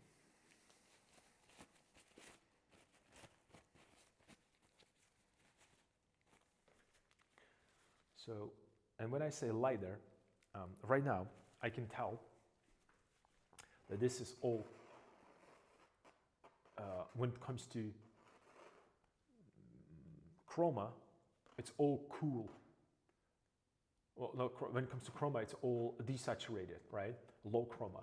So I can not change the value, not change the hue, but change the saturation, rather change the chroma around here. It would automatically bring him towards as a three-dimensional object, not as just a flat object, because this is supposed to be flat. He's supposed to be round, right? It's not like he's not round, but I want him to be. How would I put this? I want him to be a little bit more. Like I want more distinction between this and this. I mean, this guy, it's kind of okay. I like what's happening here. There's like a little kind of a imperfection. It kind of connects and it looks a little bit like part of his head, which I like. Those are these happy accidents. I wish you could see it a little better, but it still kind of feels like it belongs to him. And I can then connect it a little bit to create like a finesse there. So you're 100% sure that it's his. And then this guy deserves a little bit more around here to go forward. So I might just use just a slightly warmer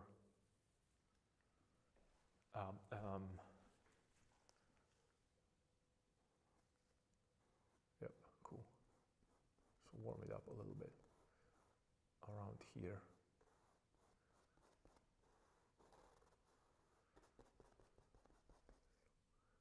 And here, as his cheek is.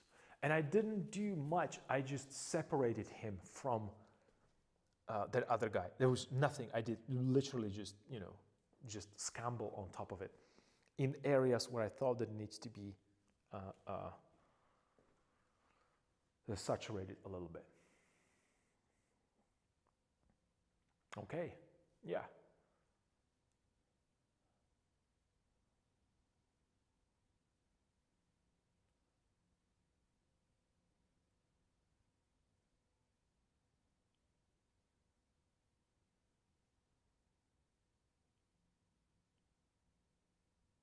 Cool.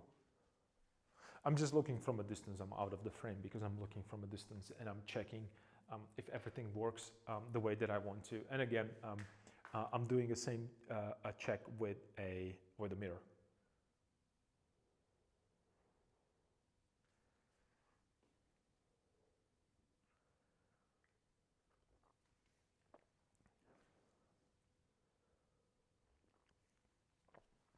And just to actually show you that how difficult it is for me to make, not difficult, maybe that's, I want to show you something.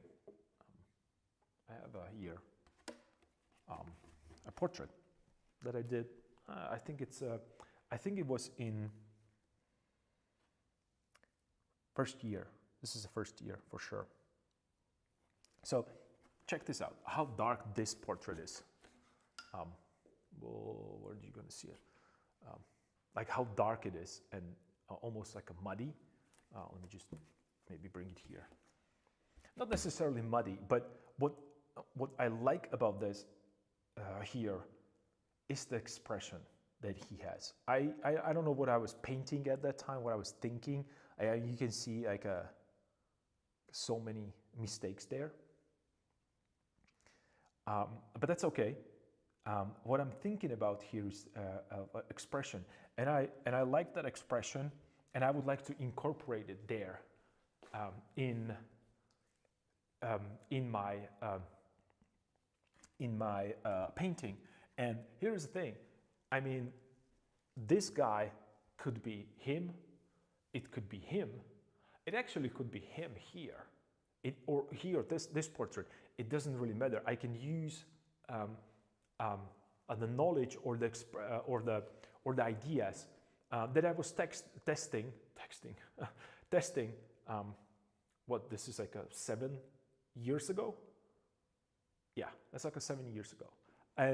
And you might think like, oh man, you did not improve that much. Well, I guess you're right. Not guess, I'm pretty sure you're right. But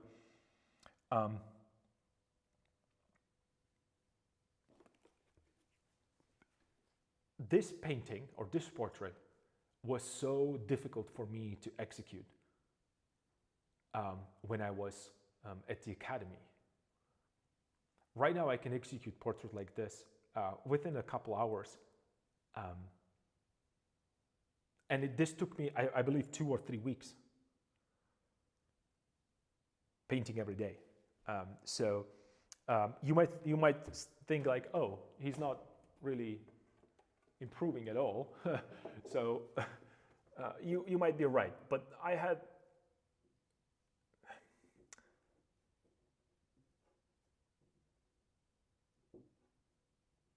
imagine coming from a classical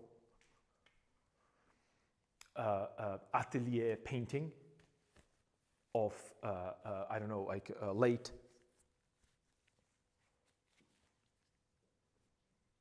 or mid to late 19th century,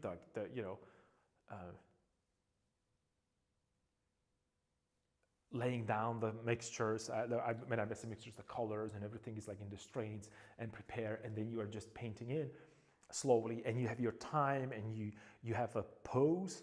And when the person came to pose, we had like every inch of his body marked, cast shadow behind him, they were marked, so he stands exactly in the same position. And then I came to an atelier, or the school of thought, where, oh, that's the portrait, here are the pigments, he's just going to move around, and you just paint.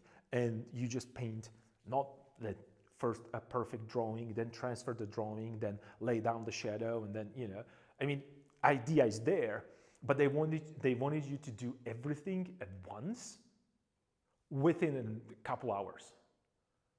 And it was a struggle for me. Oh my God, how much I how much I hated it. And I'm enjoying it right now. So it's crazy to even think about it.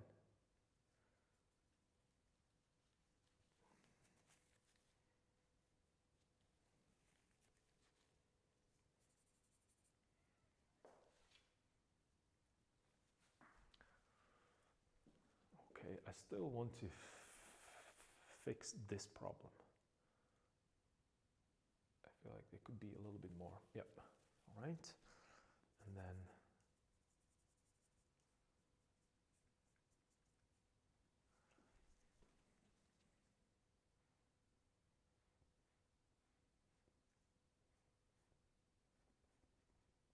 let's connect these together.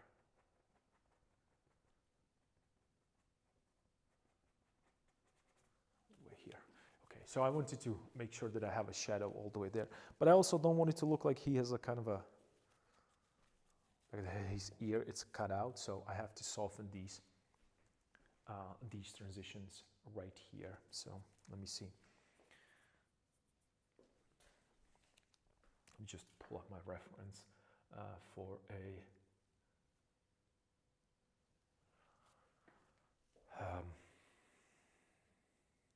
for an ear.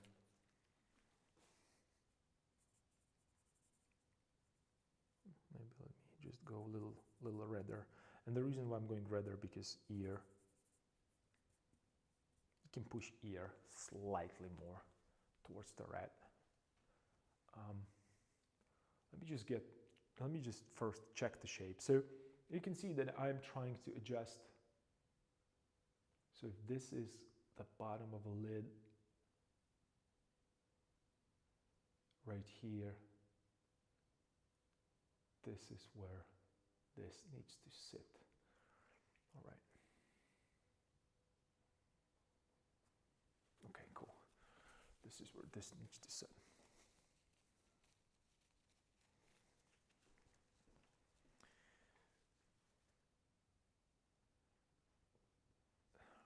Cool, and then I need a transition. That means as it rolls out from the shadow,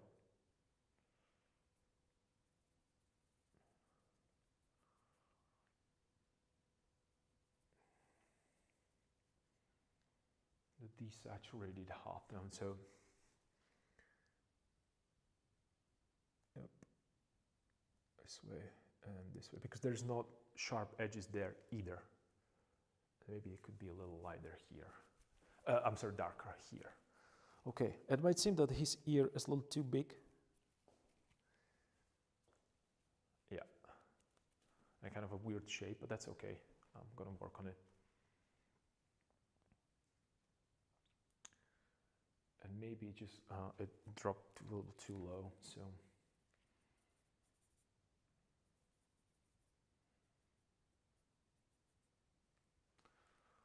Let me just take a. Also,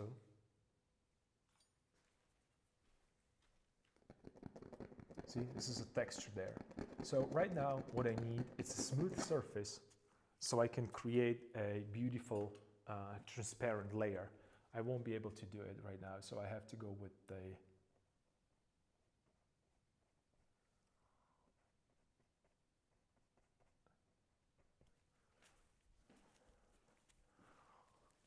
opaque pigment there in the shadows, only because I created a mistake earlier. But that's okay. That is totally cool. And then maybe I could do the same thing here, because I need that soft transition.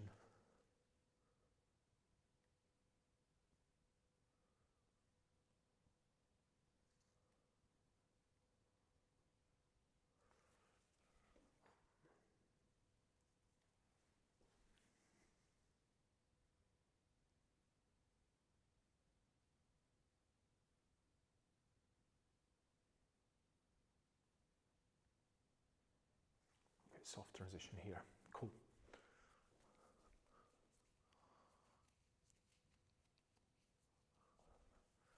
And maybe I could create also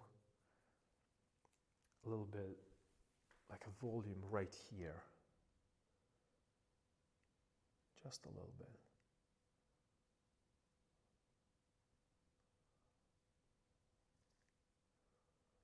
So it rolls away from us. So I'm creating kind of a lost edge there, right? So because he's outside, right? So there's no sharp shadows and sharp transitions there. So I'm trying to create a little softer transitions everywhere. Because when you are outside, and this is why I love while I really enjoy daylight, because you can't find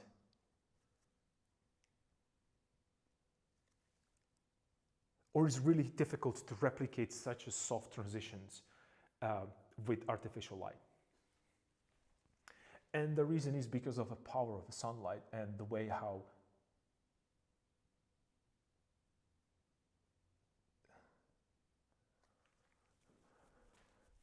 this light rays kind of spread around the room and reflects and softens everything to beautiful kind of a what would be the word that I'm looking for? It's well, I would say that at the beginning of my journey with pigments and with oil paint, I think I was convinced that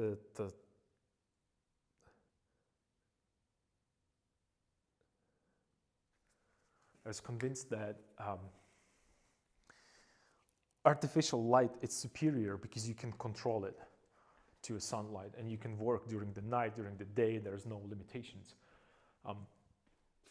And also, I didn't understand. Not didn't understand. My eye was not trained to see subtle shifts. And with artificial light, you can create these harsh edges and sharp edges, and they're really, really easy to see, easy to analyze.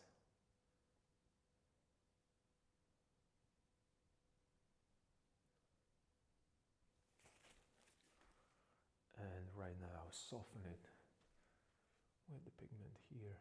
Beautiful. Wet into wet. Push it all the way here into the ear. Where then we're going to have a hair coming down there.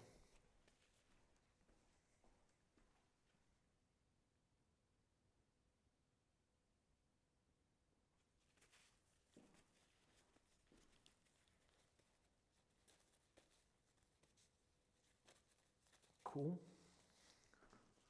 So the only problem right now, I think, that I have is,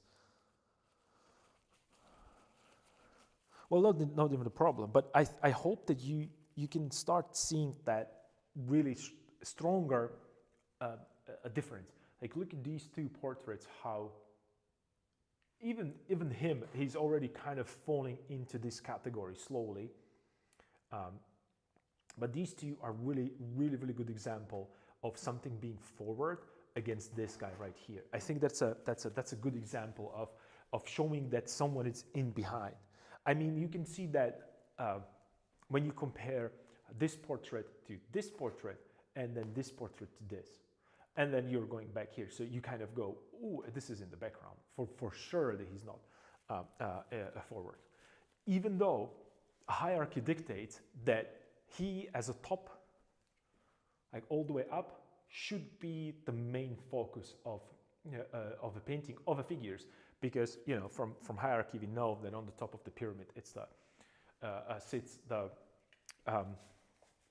most important, right, person, which would be, like, we can, you know, like when we talk about Jesus and religious paintings. Especially when it comes to Renaissance, there was a hierarchy. Even Baroque, you can see that importance and the shape of a composition. It's also a hierarchy in the hierarchy. I don't know if that's the proper word.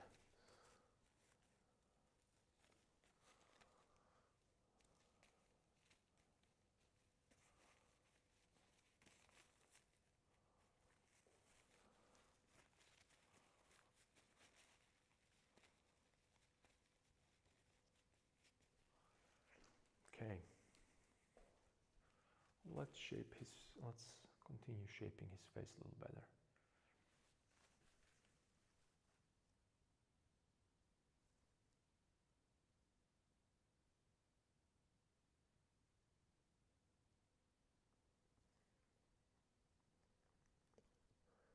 These are a little softer transitions here. Right.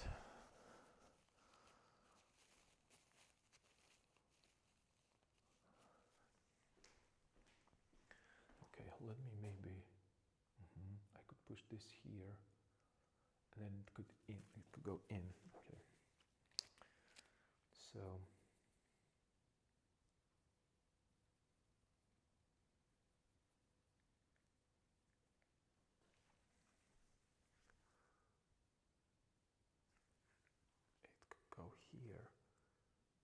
accent here.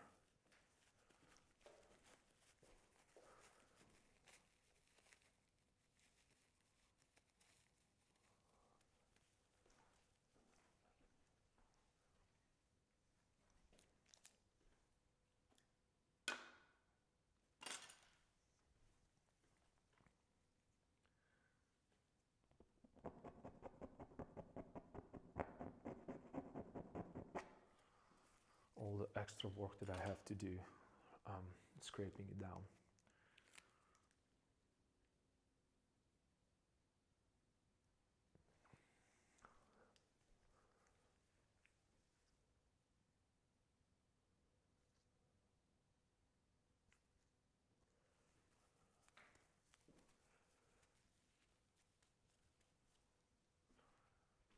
Eyes.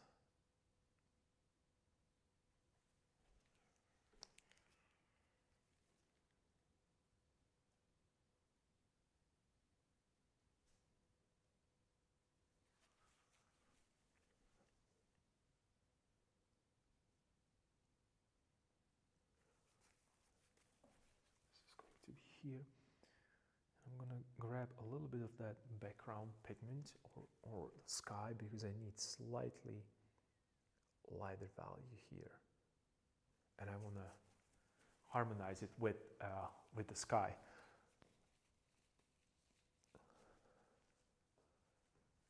So I introduced a little bit of that sky pigment into it, and then continue with the shape. So it's going this way. Okay, that's fine. I can maybe do a little accent here as well. In the bottom corner. Like so. That might be a little too much, but that's okay, because it's right now it's a wet paint, and it's transparent. So as it dries a little bit, it's just the underpainting or the pigment underneath is going to show through a little bit more. So that's all good. The only problem is, again, since this is a very much a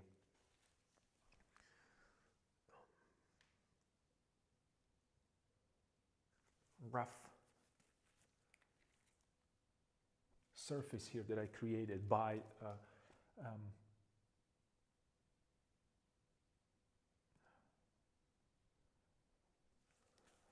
so what you see doing me there, I'm trying to actually put the pigment into crevices that I created by rough or thick application or impasto application of a paint there.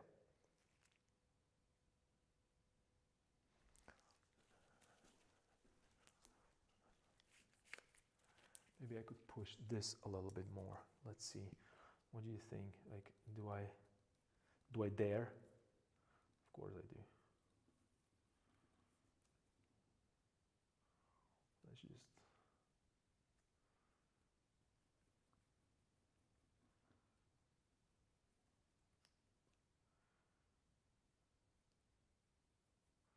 See, here I'm using a little bit more of a secondary pigment that I have there. Adjustment of that.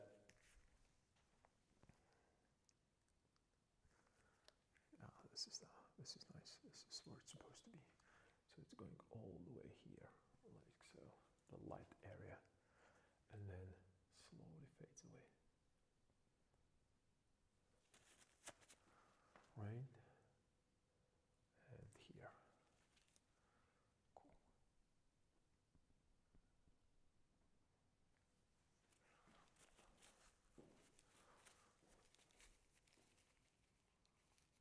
Nice.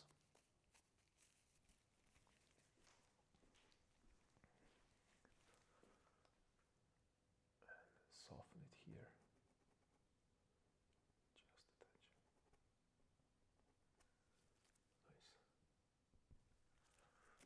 Nice. Nice. Okay, so we have this, and that. All right. Not bad. Not bad.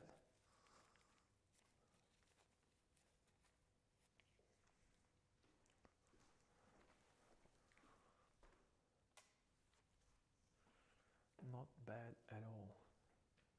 And then the nose needs to be adjusted. Yeah.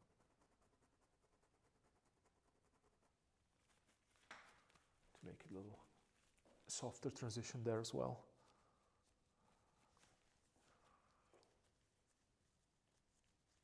And I kind of like that chopped hair right there. Maybe if I add a little bit of shadow, I think the hair would kind of work. I'm not sure. Let's see. A little bit of shadow, but I'm gonna go cooler with this shadow. I went warm here, and the reason why I went warm here is because it's reflecting from that warm cloth. These I could probably create.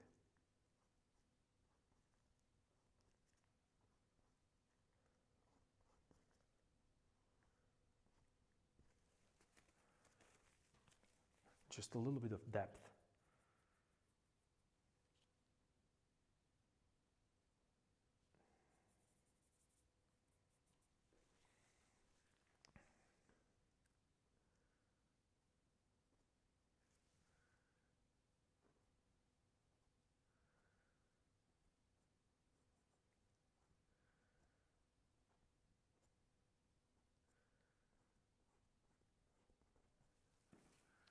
Just a little bit, yeah.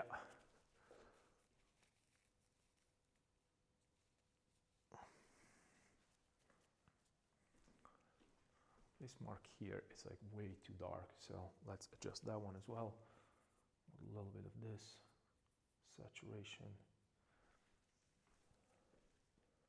So let's correct this way, and this way.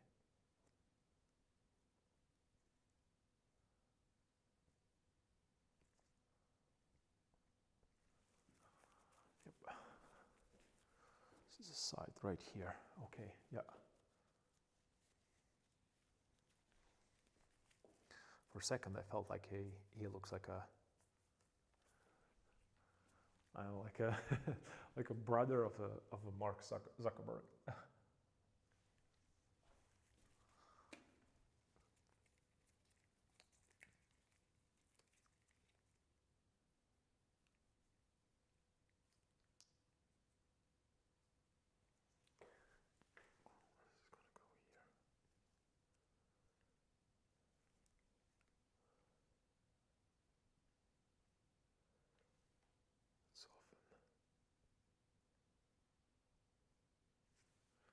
Soften this.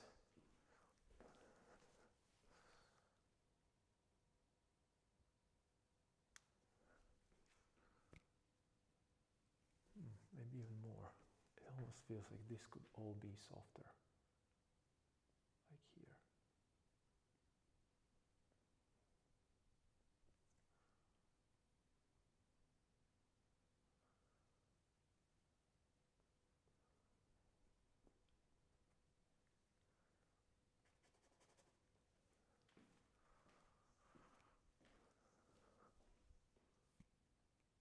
Yep.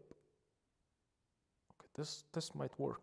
I need to, and then again, I need to start working on the area where the eyes are, put a little bit more detail there. And then as it is all going to be placed there, is again, you see like suddenly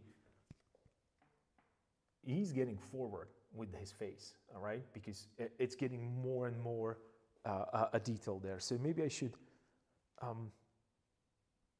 stop here,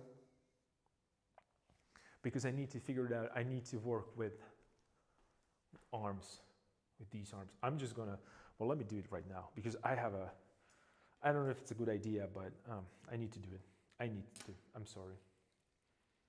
So let me hit it with, what is it? A little bit more light, because I think that they are too dark right now. Arms, or not even dark. I think that this area right here, it's too. It has like a pastel pigment, like I don't know. It doesn't feel right to me. So let me maybe.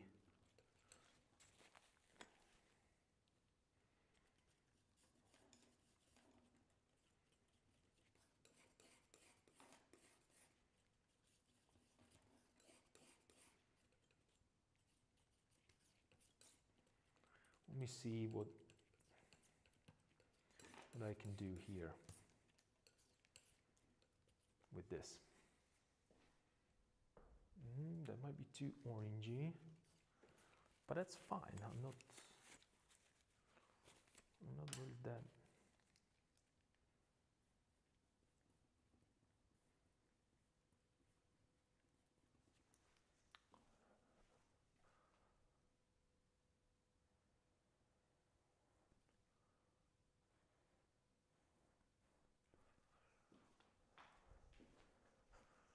Check this out. Yeah. Let's push it. Let's really push it.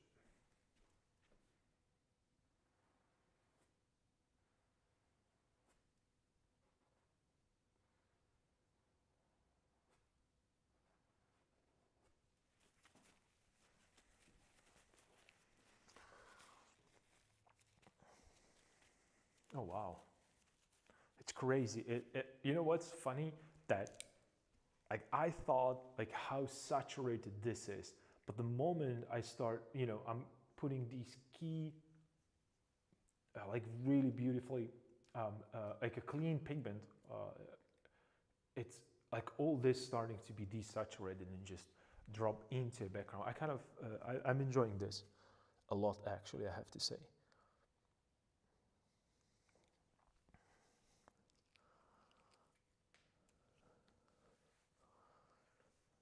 Which means that even could go a little lighter. Okay, I'm talking about this. Like this could go lighter, almost.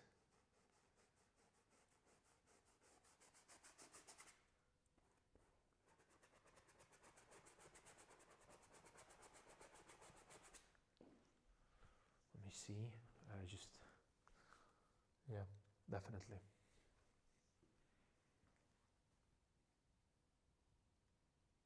Yeah, it definitely could go lighter.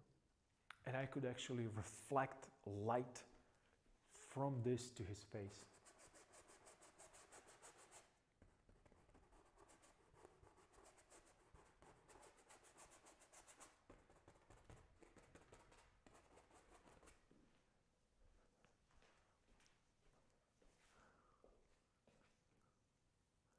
Yep.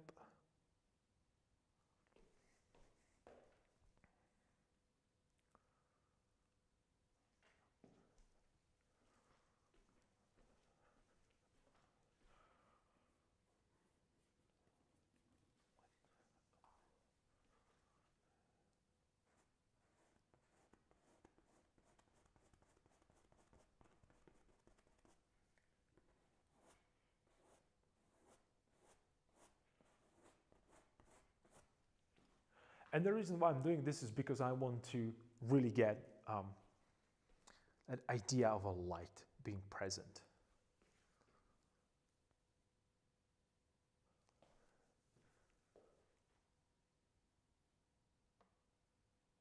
So what it's just, again, it just felt disconnected. All these things felt disconnected from one another. And you might actually,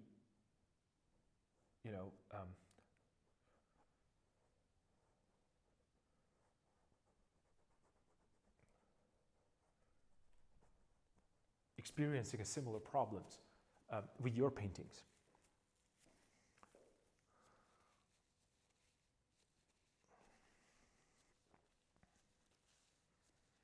Yeah, that immediately gave me a little bit more space to work with. And also I was thinking that maybe I should push his face, because, well, here's what bothers me a little bit, that he looks like he's like this, right? And well, even though I'm trying to create the fact that he's moving forward, it almost looks like his legs are in the back and then he's like so. I mean, it looks that weird to me when I'm looking at it. And the fact is being that I think how I analyze that, I need to show a little bit more of the angle. So the top plane of the shoulders should be a little bit bigger, right? Because he's a little bit more forward. Same that I need to show right here, the shoulder is not here, the shoulder is here, right? Oh, I mean, the top part of a shoulder, or top plane of a shoulder, it's not this edge right here. It's actually the bottom part because he's leaning like this. So I would see not shoulder this way, but this way, right? So that's one of the problems. So I have to show that. Same goes for here. Again, I solved the problem with this, but then, you know, I have a problem with orientation of these shoulders. I'm doing it here. I kind of understand that that's what's happening here. You see the lighter value here, and it goes in the background. So I'm creating that kind of idea there, but it's not enough. Also, I am showing his face like he's looking like this, right? I need to show more of a top part of it. So probably I have to drop this a little lower, right? And then closer his eyes a little bit, so he doesn't feel like he's protruding like this, you know, like in a weird way.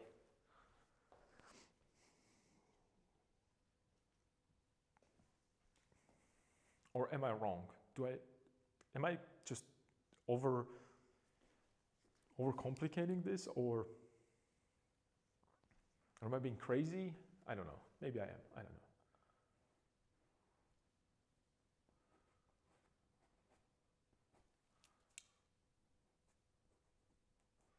Well, if I'm crazy, let's be it. This is a silent atelier after all, right? So let me be crazy if I want to be crazy.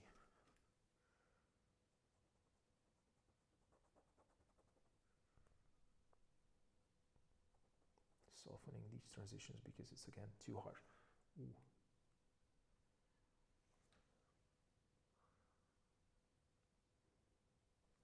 I will have to re-stretch the canvas because it seems like it's loosened up a little bit. Well, it doesn't really matter because I have to put it down from just a touch. I still want to keep this. Well, this is nice. And then slowly soften this into that underpainting. Yeah.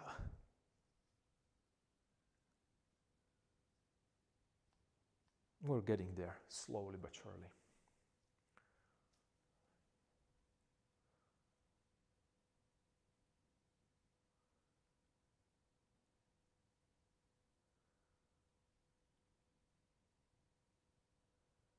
Yeah. Oh, I'm way too.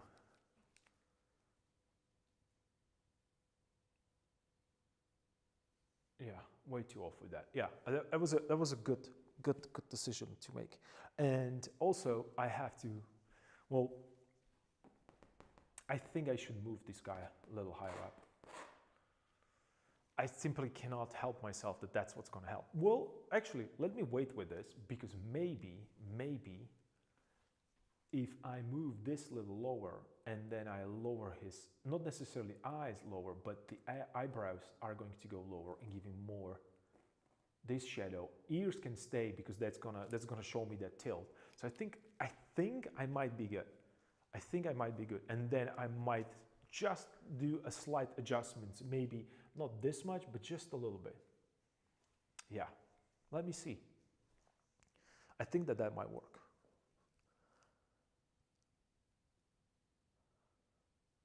But we are slowly getting there. I'm really, really happy and excited about next steps.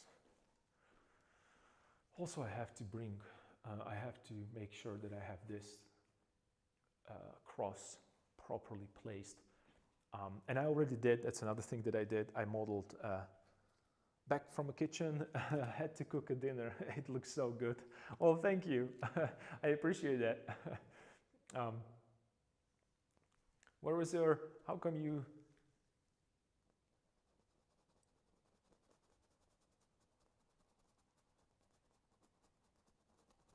How come you just, where do you, well, my question is, where do you find the power to just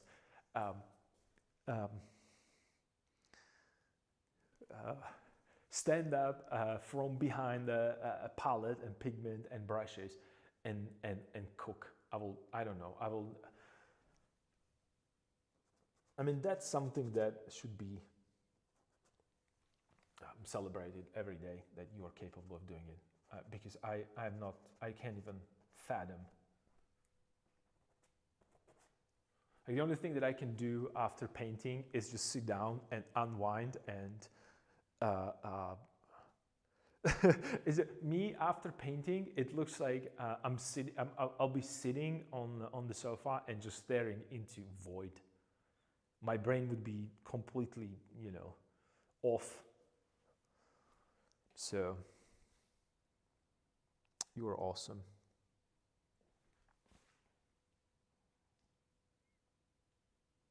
Just thinking about that, I'm just, I'm just gonna put my brushes down and I'm gonna start another activity. It's just, I really, really admire that you are capable of doing it. Another thing that I should probably push would be the book. I can always make it lighter. And I think it should go lighter. But just places, like some areas. And the light areas are going to show it, they're going to read as a wear and tear on the book. And also I need to put a mark there. Well, mark, I want to put a first letter of alphabet there on the top, because it's like a,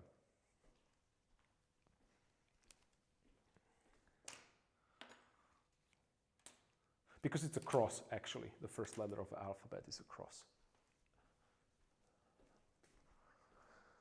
Oh wow, it's a 4:30 p.m. already. Well, this is a beauty. It's like a sun is back, right? So we can work. I don't even know. I don't even know what time it is. Last time when I was streaming at 4 p.m. It was gone. It was dark. So I didn't have to really check the.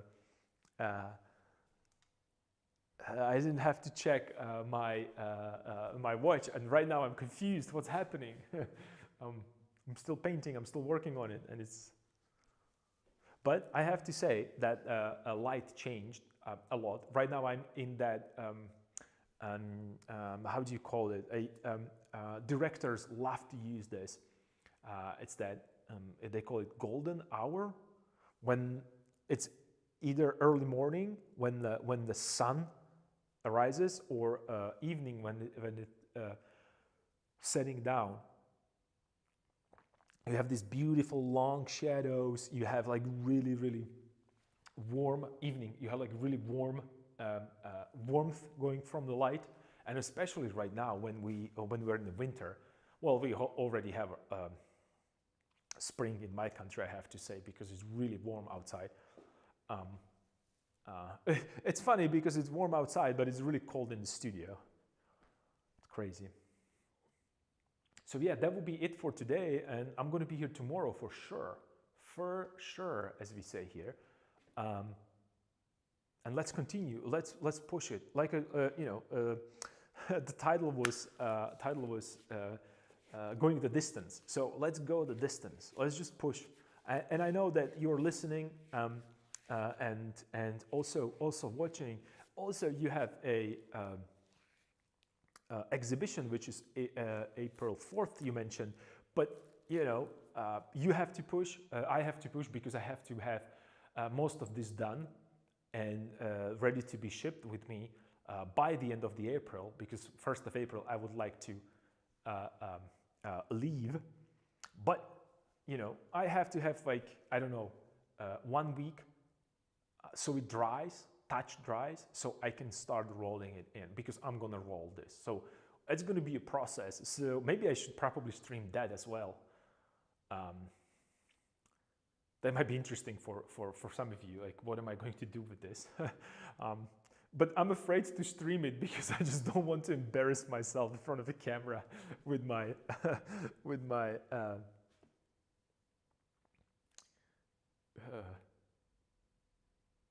ghetto setup for how to transport this, because I cannot afford like a special, life-size crate that has, corners and everything, and then load it that way into a plane. What I'm trying to do is to convince them that this is the size of a, I don't know, like a snowboard. That's what I want to do, right? So they could technically be okay with it. Let's see what they say.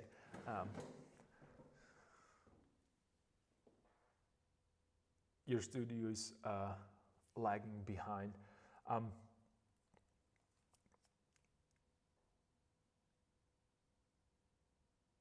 Yeah, that's true. I'm sorry. I'm looking at that. I'm looking at painting on the screen. It's just giving me a different perspective. So I think that.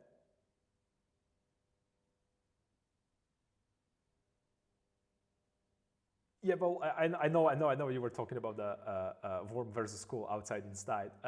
I understand that, but I was just stuck with the thought about the painting. And you are absolutely right that my studio is behind. It's probably because I am because I am behind. I don't even know. And the funny thing is that I'm looking at a screen, and screen looks so saturated, so vivid.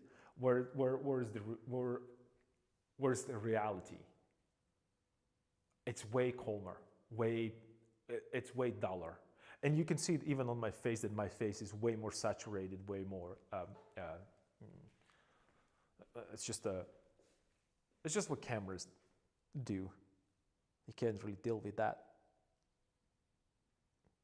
But what I wanted to say is that because the sun is setting down and it's really orange, not orange. It's like because sun. Even though we draw him as a kid as a yellow, sun is white, it has no color.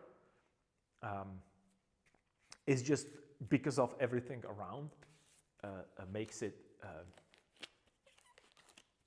have a color, and also atmosphere. So, and as it's setting up, it has to go through the atmosphere more and more.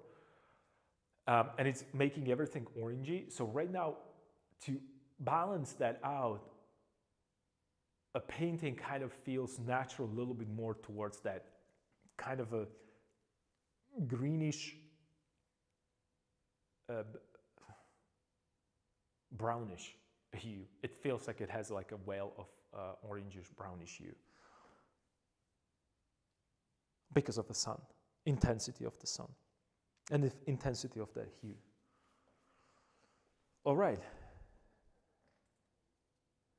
Maybe your camera is happy that it's now that it's a springtime. I'm pretty sure my camera is happy because it was being. My camera had a hard time here in the cold weather, so I'm pretty sure it's getting happier. But anyway, I don't want to waste your time anymore with just the random thoughts that are going through my head, because I'm going to sit here for a couple more hours in the studio and think of what to do next, and also working on another project. But it was a good day today. I'm so happy to be back. I'm going to be here tomorrow, unless even right now I still had like multiple phone calls. I saw it on the screen that a bunch of people are calling me, and that's such a how would I put this? It's an element of the life when really distracts me, to the point that the moment that I have a cell phone in my hand and I'm sitting behind the computer, I have a hard time to go back to that creative part of a painting, because I'm in the mode of, I have to do administration, and I'm not capable of switching back and forth easily. It might be also because I'm lazy, and I'm trying to find excuses for that. But anyway, I'm so happy to be back. I feel tired. I'm just it was a month since I was walking back and forth and painting. So I guess it was a month, 2 weeks and 2 weeks, and then some streams in between.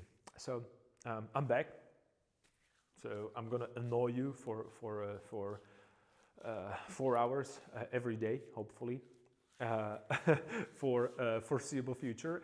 And let's see what's going to happen since April 1st. I believe I can set up a good recording, but that's a month away. We don't know what's going to happen tomorrow, so why to get really concerned about something that is a month away. I hope you enjoyed today, because I certainly did, and I hope that you had a chance to paint alongside. And yeah, let's get back together tomorrow and see what's up, see how far we can push this painting, and also how far you can push your paintings or your work of art, for that matter, because it doesn't matter if you sculpt or draw or paint or do digital or work on work in ZBrush or Blender or whatever other software you like. It's this is a creative discourse. This is a creative space for all of us. So I'll be more than happy to not only listen to your criticism or constructive criticism, but also then apply it into painting in the real life. So if you like to join also with the ideas, please do so. And like I said, this is not a space where we would just we're not trying to hurt each other. So if you have something that you would like me to either change or maybe rethink or restate, or perhaps like like, why do you think this way? I don't think that's right. I don't think that this works. So even this kind of a conversation, it's part of a creative discourse. But remember that it's because we're trying to improve and help each other, not because we're trying to hurt each other. So that's the only rule that I have, and also no curse words. So there. Please join also with your remarks or ideas that you have about painting, so we can share that knowledge and help each other that way. It was a pleasure to be here today. I'm so happy, like I said, zillion times today, to be back, and hopefully I'll see you tomorrow. So take care, and I'll see you. Bye.